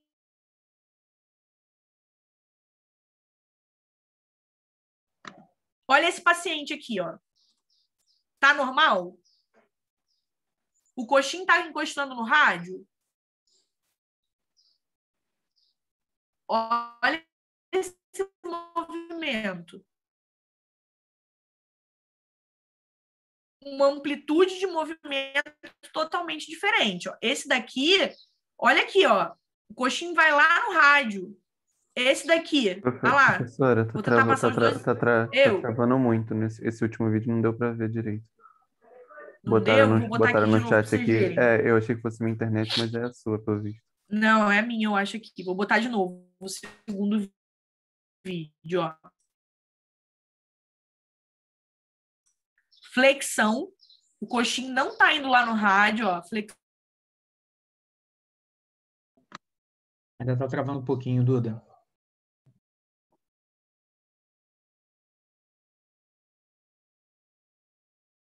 Agora travou geral. Vou botar de novo. Tá indo? Agora foi. Seria Show. o coxim que aqui. Olha esse movimento de lateralização, como ele é bizarro, tá? Então, esse paciente aqui,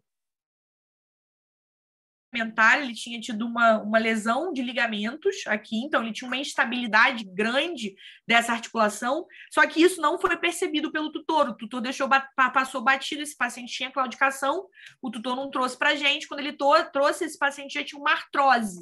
E aí, como ele tinha artrose, ó, a gente não conseguia flexionar a pata dele, ó. A articulação dele não flexionava como deveria, tá?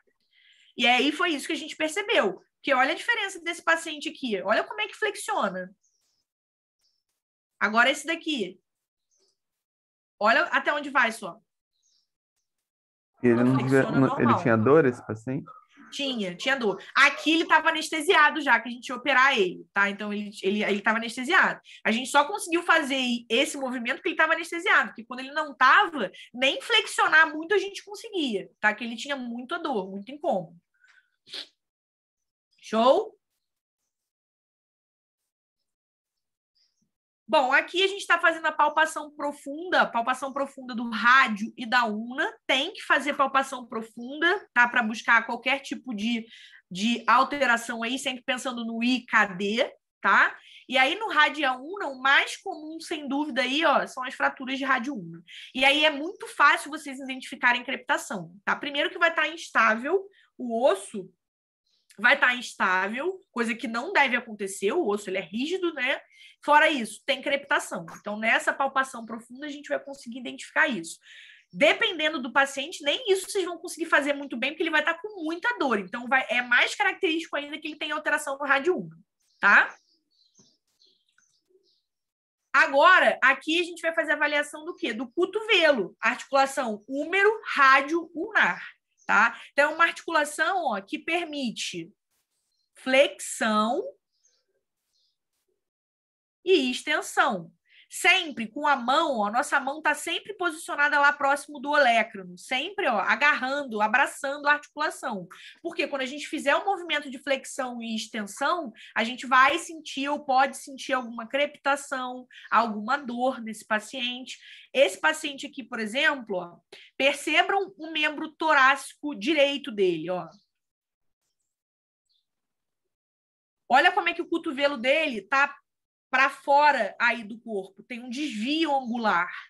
Por quê? Esse paciente tinha uma luxação húmero-rádio-ulnar, tá? Então, só na minha inspeção eu conseguia ver isso. Quando eu ia tentar fazer esse movimento nele, essa flexão, essa extensão, é claro que eu nem conseguia, tá? Eu não conseguia flexionar, por quê? Porque não tem articulação. A articulação não está posicionada como ela deveria. Então, eu não consigo deslizar a una sobre o húmero normalmente, porque a articulação está luxada, tá?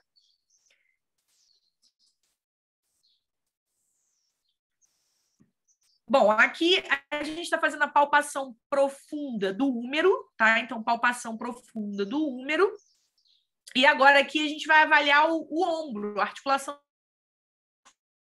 Então, ela permite flexão, extensão, pronação e supinação. Então, vamos ver aqui como é que é isso, ó. Ó, flexão. Sempre palpando, abraçando a articulação, ó. Supinação e pronação, ó. Flexão, extensão, supinação e pronação, tá? Essa paciente que vocês viram antes, ó, que eu falei para vocês que ela tinha uma alteração aqui em membro torácico. O que ela tinha, na verdade? Ela tinha uma lesão na cabeça do úmero, que é o que a gente chama de osteocondrite dissecante.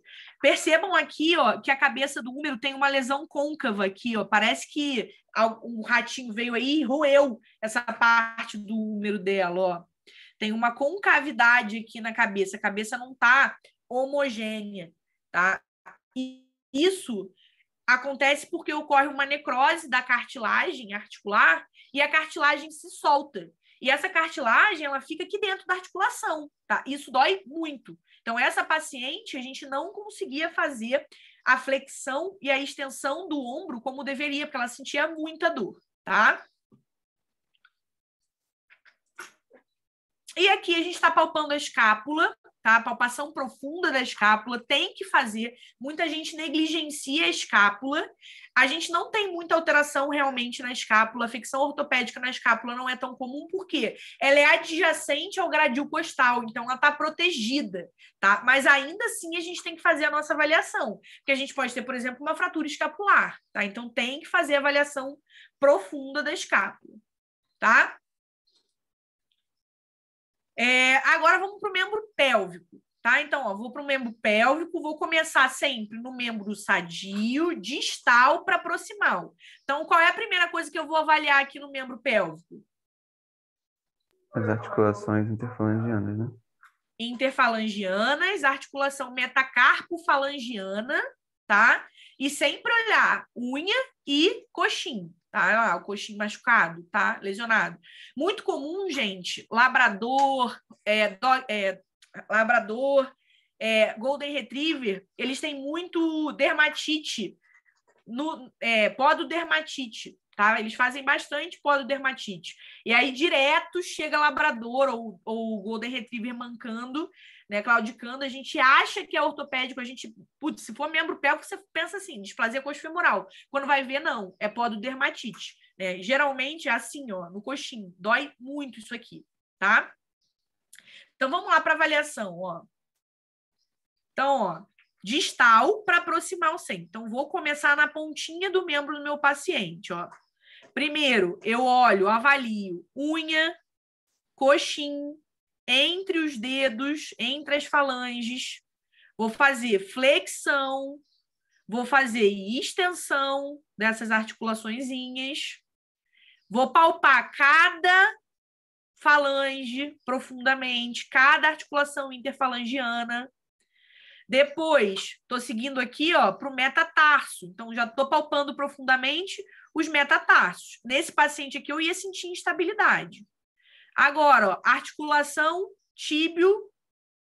tíbio-társica, tá? Então, estou fazendo flexão, ó, e extensão, sempre segurando, ó, abraçando, vou voltar aqui, sempre abraçando com os meus dedos a articulação para sentir qualquer tipo de crepitação, ó, extensão e flexão da articulação tíbio-társica. Extensão aqui estou fazendo, estou palpando agora aqui o tendão, ó, o tendão de Aquiles. Deu uma travada aqui, né? Travou para vocês? Travou. Eu parei aqui. Então, aqui, ó. Estou palpando os metatarsos, articulação tíbio-társica, flexão. Agora, extensão, flexão da tíbio-társica, sempre abraçando a articulação com os dedos. E agora, ó, tendão de Aquiles. Tem que palpar o tendão de Aquiles, tá? Estou palpando agora, ó, a tíbia. Então, estou fazendo uma palpação profunda da tíbia. Tem que palpar o osso todo, é um osso longo, tá? Beleza? O que a gente pode ter de alteração aqui, ó? Então, aqui é uma lesão em coxim.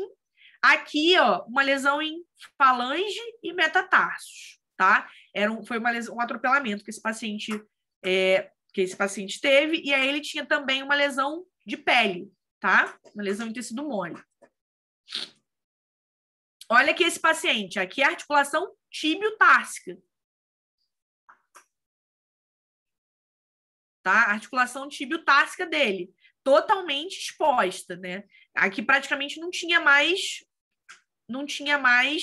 ligamento, desculpa. Aqui, ó, isso aqui que vocês estão vendo é a tíbia, e aqui, ó, são os ossinhos do tarso, totalmente exposto. Esse paciente aqui não tinha mais essa articulação, tá? Ele teve uma lesão importante aí no tecido mole, né, da articulação. E essa era a radiografia dele. Olha lá, ó. Ele tinha uma luxação tíbio-társica pela radiografia. Mas esse paciente aqui, sinceramente, gente, nem precisava radiografar, né? Eu já estou vendo claramente o que aconteceu com ele aqui, tá? Bom, depois que a gente palpa, né, palpei profundamente a tíbia, agora a gente vai palpar, né, fazer aí algumas avaliações no joelho. E aí, gente, a articulação fêmur-tíbio-patelar, que é a articulação do joelho, a gente tem algumas coisas, alguns testes que a gente precisa fazer, tá? Então, ó, eu vou primeiro aqui palpar a patela. Então, meu dedão e meu indicador estão na patela, ó. E eu estou avaliando a estabilidade da patela com o membro esticado, ó, com o membro esticado e com o membro flexionado. Ó. Vai de novo. Ó. Tirar ela do sulco com o membro flexionado agora, tá? Flexionado e esticado, tá? Porque isso pode alterar. Primeira coisa, tá? Olha essa patela aqui, como ela é diferente. Olha como é que no momento que a gente faz a avaliação da patela, ela sai do sulco e volta para o sulco, ó. O que esse paciente aqui tinha? Luxação de patela, tá? Aqui, ó.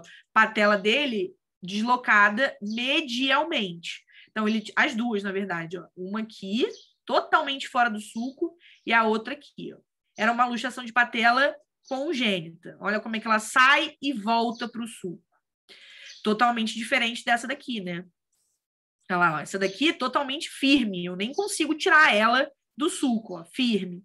Em todos os movimentos, tanto com o membro em extensão quanto com o membro flexionado, tá? Agora, gente, eu vou fazer 2 testes para a gente avaliar o ligamento cruzado cranial, tá? Que é o teste de gaveta e o teste de compressão tibial, tá? Vamos lá. Ó. Abracei a tíbia, tá? Abracei a tíbia com a minha mão. O meu dedo indicador está posicionado exatamente em cima da patela, tá?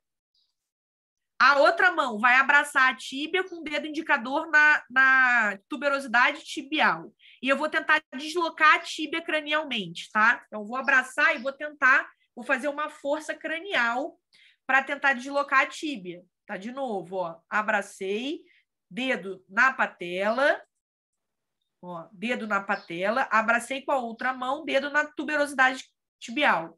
E eu tento fazer um movimento cranial. Vocês vão ver quando tiver alterado, tá?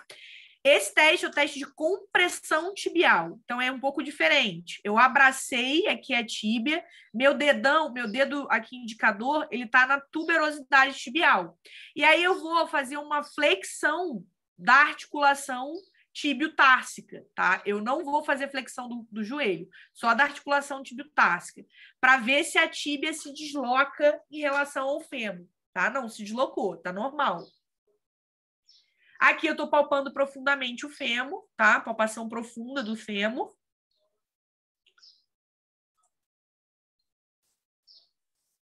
Agora eu vou mostrar para vocês, ó, esse paciente aqui, de que membro que ele tá mancando? Vocês estão conseguindo ver? Eu acho, não sei. Eu acho que é membro pélvico direito, professor. Ele tá levantando a cabeça, mas eu não sei também. O vídeo. Tá bem longe, né? Ó, essa ela não balança tanto a cabeça. Percebe que a cabeça dela tá paradinha, ó. A gente não vê a orelhinha balançando. É membro pélvico, vocês têm razão. Eu acho que é membro pélvico direito, professor. O vídeo não tá tão bom assim, não. Mas é um membro pélvico esquerdo. Percebe que esse membro ele tá mais esticado, ó. Vou voltar. Olha como é que ele tá mais esticado do que o outro. Ela tenta não flexionar o joelho, tá? Ela não quer flexionar o joelho, ela anda com o membro meio que rígido, com o joelho estendido, tá? Por quê? Olha o teste de gaveta desse animal, tá? Então, ó, abracei, perceba o movimento da minha mão, tá? Então, ó, a minha mão direita tá abraçando aqui, ó, o fêmur e o meu dedo indicador está posicionado na patela. Minha mão esquerda está abraçando a tíbia e o meu dedo indicador está na tuberosidade tibial. Agora, ó, eu vou tentar, com a mão esquerda, eu vou fazer um movimento cranial, tentar deslocar a tíbia cranialmente. Olha o que vai acontecer. Isso é normal? Não, tá. Não, tá totalmente instável, né? Totalmente instável. Esse é o teste de gaveta dela, desse mesmo paciente. Agora o teste de compressão tibial, ó. A minha mão, tô abraçando o fêmur com a mão direita, meu dedo indicador tá na patela, e agora com a minha mão esquerda eu vou só flexionar a articulação tibiotársica, tá? Olha o movimento que vai fazer, ó. Esse movimento aqui da tíbia cranial, ele é normal? A tíbia tá fazendo isso, assim, ó. Não, não é. Não é normal. Não tem a patela para segurar, né? Isso, não, na verdade não é a patela, é o ligamento cruzado. Então, esses dois testes são testes para a gente identificar a alteração no ligamento cruzado cranial do joelho. Se a gente não tem o ligamento cruzado, a tíbia, ela faz isso aqui, ó. Toda vez que o animal anda, a tíbia faz assim, ó. Vocês acham que isso dói? Acho que dói. Pra caramba, né? Então, por isso que essa paciente aqui, ela não queria flexionar o joelho. Porque toda vez que ela flexiona o joelho, o que a tíbia faz? Isso. Isso. Então, o que ela faz? Mantém o joelho esticado. Se eu manter o joelho esticado, a tíbia não vai se movimentar, eu não vou sentir dor, tá? Então, ruptura de ligamento cruzado cranial, gente, são esses testes aqui. Esses testes, eles, principalmente o teste de gaveta, ele é patognomônico. Tem teste de gaveta positivo, tem ruptura de ligamento cruzado cranial, tá? Ruptura de ligamento cruzado, a gente não faz diagnóstico radiográfico. A gente só vai fazer a radiografia para planejar a cirurgia e não para fechar o diagnóstico, tá?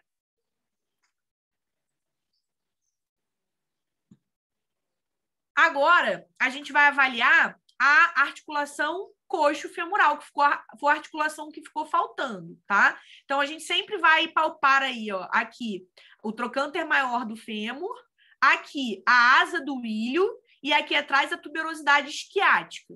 Essas três referências anatômicas, elas fazem exatamente um triângulo entre si. Tá? Se não existe um triângulo, é porque tem alguma coisa errada. Então, vamos lá. Ó. Vou avaliar agora a articulação coxo-femoral. Ó. Então, ó, achei aqui ó, a asa do ilho, achei aqui ó, o trocânter maior do fêmur. Agora, com a mão posicionada no trocânter maior e na asa, eu vou fazer uma abdução e uma extensão do membro, tá? Flexão, abdução e extensão. São sempre os movimentos que eu faço juntos. Flexão, abdução e extensão. Sempre com o meu dedo posicionado no trocânter, porque se tiver alguma alteração, eu vou sentir a crepitação aqui, tá? E aqui eu estou fazendo o mesmo teste, só que com ela em estação, ó. Com o animal em estação. Ó. E aí eu estou vendo os dois lados ao mesmo tempo. Olha lá o que eu vou fazer, ó. Com a mão posicionada ó, na asa do ilho, no trocânter. Abdução. Extensão, ó, como é que ela sente dor? Extensão e flexão. Abdução, extensão e flexão, tá? Existe um teste, um dos testes que a gente faz, que é o teste de abdução, ele também pode ser chamado de teste de ortolane. É um teste ótimo para a gente avaliar se o animal tem subluxação do fêmur por conta da displasia coxo-femoral. Por quê? Percebam aqui que o fêmur, ó, ele está praticamente para fora do acetábulo, tá? Ele está todo descoberto aqui.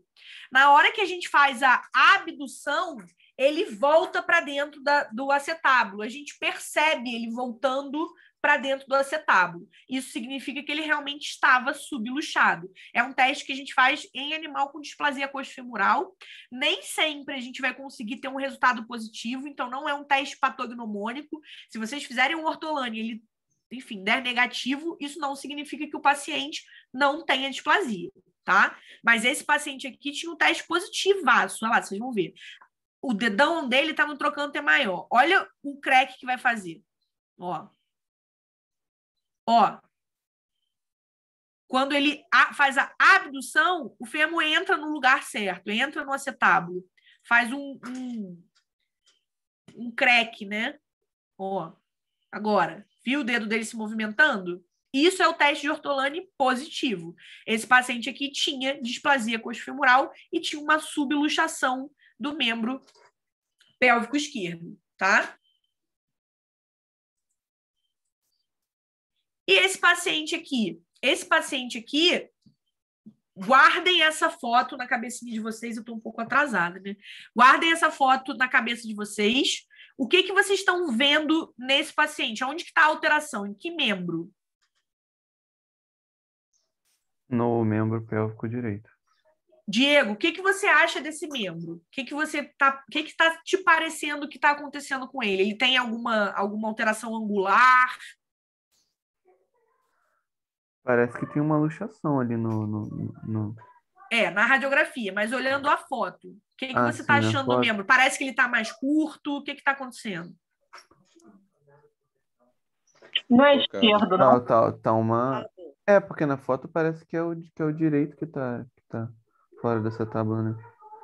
Não, mas a foto não é dessa paciente, não. Ah, tá, é outra paciente. Mas é só para mostrar para vocês o que ela tinha. Ah, sim, tá certo, então. Mas o dela é do membro esquerdo. Vocês percebem que o membro está mais curto? Angular. Exatamente. Tá o membro está mais curto. Tá o quê? Meio... Tá encolhido, parece estar um pouco meio atrofiado, não sei, parece estar menor. Ele tá para dentro, né? Olha lá a patinha dela, tá lá para dentro, né, do corpo, né? Opa, foi mal. E tá curto.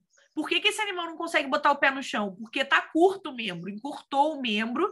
E isso aqui, gente, guardem essa imagem na cabeça de vocês. Isso é clássico de luxação coxofemoral. O animal fica com o membro sem apoio, por quê? Porque, o trocânter maior, lembra que eu falei que o trocânter, a tuberosidade isquiática e a asa do ilho tem que formar um triângulo? Na luxação, eles ficam lineares. O trocânter maior, ele sobe. Quando o trocânter maior ele sobe, o membro fica curto. E o animal não consegue botar o membro no chão. Ou se ele bota só a ponta do membro. Além disso, o membro ele fica internalizado, ele fica com esse desvio angular, porque geralmente a luxação é crânio dorsal. Então, é essa a característica que ele fica. O animal não coloca o membro, ele fica curto e ele fica com o membro para dentro do corpo, tá? Isso é bem característico de luxação coxofemoral, tá? Nesse caso, foi uma luxação traumática. Olha lá, ó. Tá lá para dentro do corpo. Olha lá como é que fica posicionado para dentro.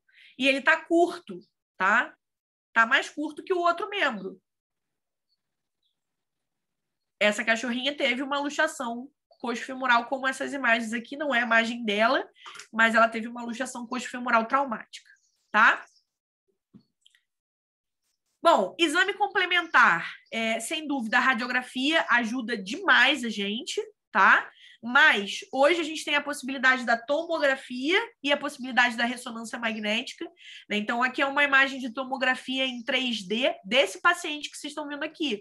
Então, esse paciente, o que ele tinha? Ele tinha uma degeneração articular, uma artrose bizarra, tá? Uma artrose bizarra.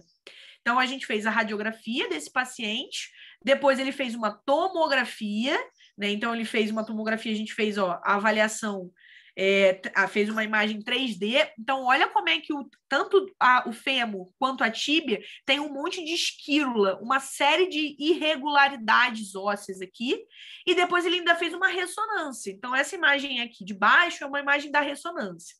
Uma coisa importante, o raio-x é excelente para a gente avaliar osso, tá? Osso. Tomografia, excelente para a gente avaliar osso. Agora, para a gente avaliar tecido mole, parte mole, é ressonância, tá, gente? Então, se, por exemplo, vocês têm uma suspeita de uma lesão de ligamento, de menisco, de cartilagem, é ressonância magnética, tá? Agora, se é osso, a tomo e a radiografia ajudam muito. Além disso, é sempre bom fazer uma ultra, principalmente num paciente que tem neoplasia ou que tem uma possibilidade de neoplasia, tá? Para a gente fazer pesquisa de metástase. Exame de sangue, tá? E aí, no paciente que vai fazer pesquisa de metástase, gente, é radiografia não só do membro, radiografia do membro e radiografia do tórax, tá? E ultrassonografia abdominal. Exames de sangue, o hemograma e a bioquímica é o mínimo, tá? Para a gente conseguir avaliar o paciente, se ele não tem nenhuma comorbidade. Claro, se ele tiver alguma comorbidade, a gente vai depender, os nossos exames complementares vão depender do tipo de comorbidade que esse paciente tem, tá? Então, se o paciente tem alguma alteração que te indique uma endocrinopatia, pode ser que vocês tenham que fazer a avaliação de hormônios para fechar a endocrinopatia, tá? Então, isso vai depender das comorbidades que vocês acreditam que esse paciente tem, tá? E agora, gente, só para a gente acabar, eu queria que vocês me dissessem aqui alguns vídeos se o paciente tem uma alteração ortopédica ou neurológica. Então, esse linguicinha aqui, ó, é ortopédico ou neurológico? Eu acho que é Eu neuro. acho que é neurológico. Lógico.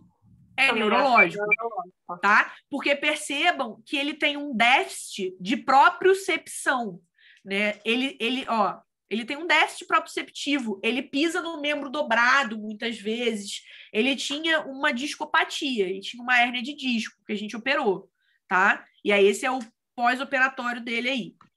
E Dash. Dash, total. Esse aqui de baixo, ó, ele é neuro ou ele é ortopédico? Vocês vão ver ele andando, é um filhotinho de York. Demora um pouco para andar, né? Não quer andar de jeito nenhum. Ó, vai andar. Olha lá.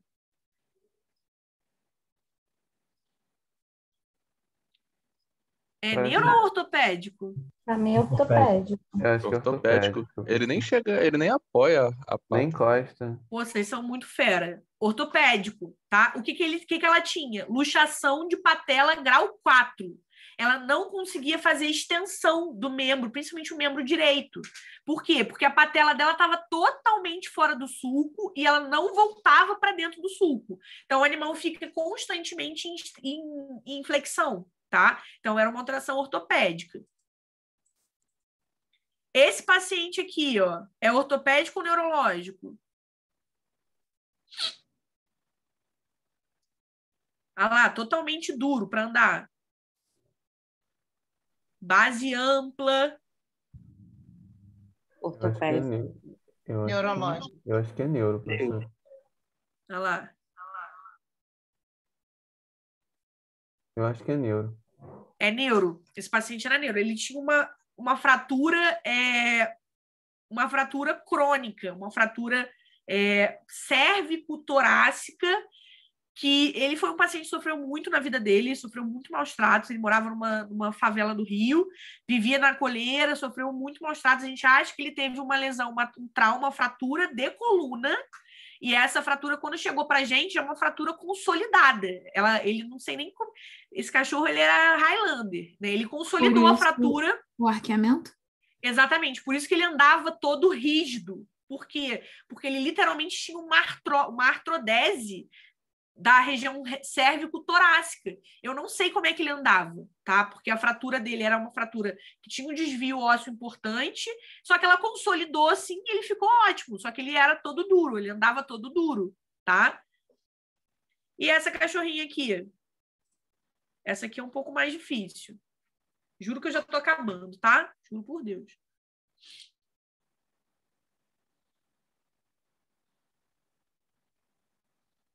Ela também anda um pouquinho dura, né? Um pouquinho durenga.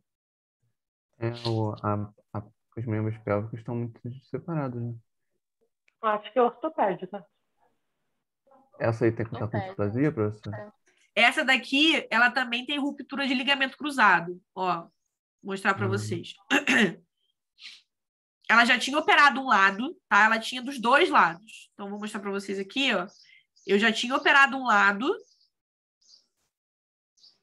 Ela não flexiona, né? Não flexiona o joelho. Eu já tinha operado um lado, que é o lado bom, que é esse daqui, ó. Agora ela estava com ruptura do outro lado, no membro pélvico direito. Olha como é que ela não flexiona. Ela anda com o membro esticado. Ela tinha ruptura do ligamento cruzado cranial do outro lado. Eu já tinha operado um lado, ela rompeu o outro lado. Era ortopédico. Esse gatinho aqui é neuroortopédico.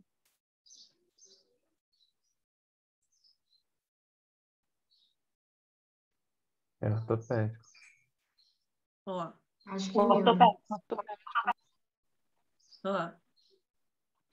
Acho que ortopédico.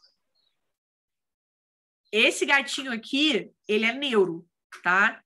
Percebam aqui, ó, que tem um momento que ele pisa com a pata dobrada. Ele não tem propriocepção. Olha lá, ó.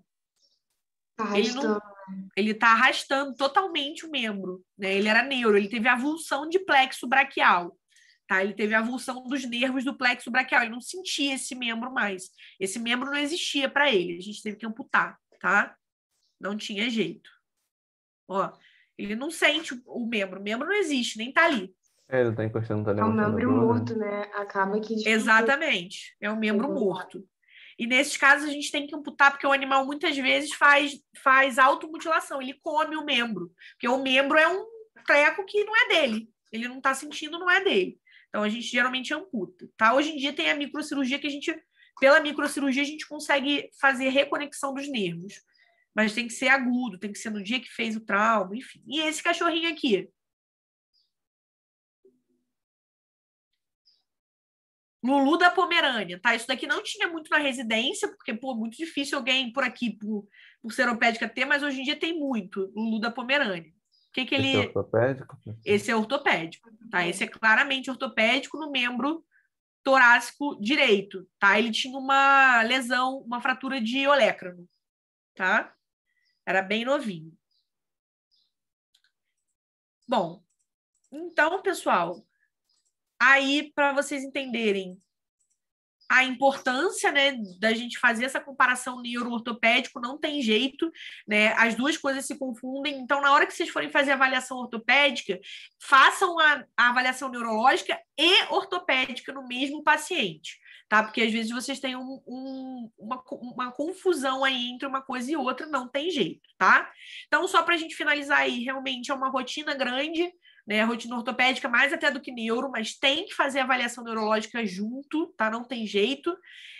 A importância de vocês saberem fazer essa avaliação ortopédica, tá? Para que vocês possam fazer um diagnóstico preciso, precoce e o tratamento adequado, tá? E esse paciente possa voltar a ter qualidade de vida. Esse é o objetivo nosso, no final das contas, sendo ortopedista ou sendo só clínico do paciente, né? E saibam quando encaminhar, não é problema nenhum vocês encaminharem para o especialista, tá bom? Muito obrigada, pessoal. Desculpa passar um pouquinho aí do horário. Foi muito Vocês bom. têm alguma dúvida? Muito obrigada, Tatiana. Eduarda, Francisco aqui. Eu tenho uma dúvida, mas é de rotina. Normalmente, quando o cão está com doença de carrapato, ele dá uma claudicada. Isso aí é o quê? Uma artrite que ele apresenta? Então, geralmente, o animal que tem doença do carrapato, geralmente ele tem artrite, ele tem esses processos inflamatórios articulares. E aí isso dói muito, né? E aí ele pode, inclusive, parar de andar por conta disso. Obrigado. Mas aí assim, ortopédico, às vezes confunde muito com neuro, mas geralmente é por conta dessas artrites, dessas inflamações articulares. Mais alguma dúvida, pessoal? Sem dúvidas. Os animais, eles também podem apresentar tendinites? Sim, Ou não? sim, eles também podem apresentar, com certeza, alterações de tendão. Não é tão comum, tá? Eu acho que eu nunca peguei um animal com tração de tendão, tá? Não é tão comum, mas isso pode acontecer. Por isso é importante a gente palpar profundamente e quando a gente fazer a avaliação da articulação, a gente sempre tá com a mão na articulação e no tendão, por exemplo, o tendão de Aquiles, às vezes palpar o tendão também. Porque eles podem ter lesões tendíneas, tá? Show? Bom, Duda, queria agradecer demais, sempre arrasando. Muito obrigado mesmo. Pessoal, quem eu que tiver mais agradeço, alguma Dani. dúvida, Muito mais alguma obrigado. pergunta, imagina, que é isso. Né? Sempre que precisar, estamos aí. Pessoal, quem tiver mais alguma dúvida, pode deixar comigo, eu passo para a Duda, tá? Podem mandar mensagem também no WhatsApp, no e-mail. Eu vou tentar mandar essa aula para você em PDF. Maravilha, Duda. Show de bola. Que eu já passo para o pessoal também. Isso que eu ia te pedir. Ou até pessoal, em PowerPoint, né? Acho que em PowerPoint é melhor para eles poderem ter acesso aos vídeos. Sei que se você não se incomodar, beleza. Não me incomodo, não. Perfeito, tá ótimo. Beleza. Então, valeu. Obrigado, Duda, de coração. Obrigadão aí, galera. Qualquer dúvida, estamos aí. Pessoal, gostei bastante da live aí. Muito interessante. Obrigada.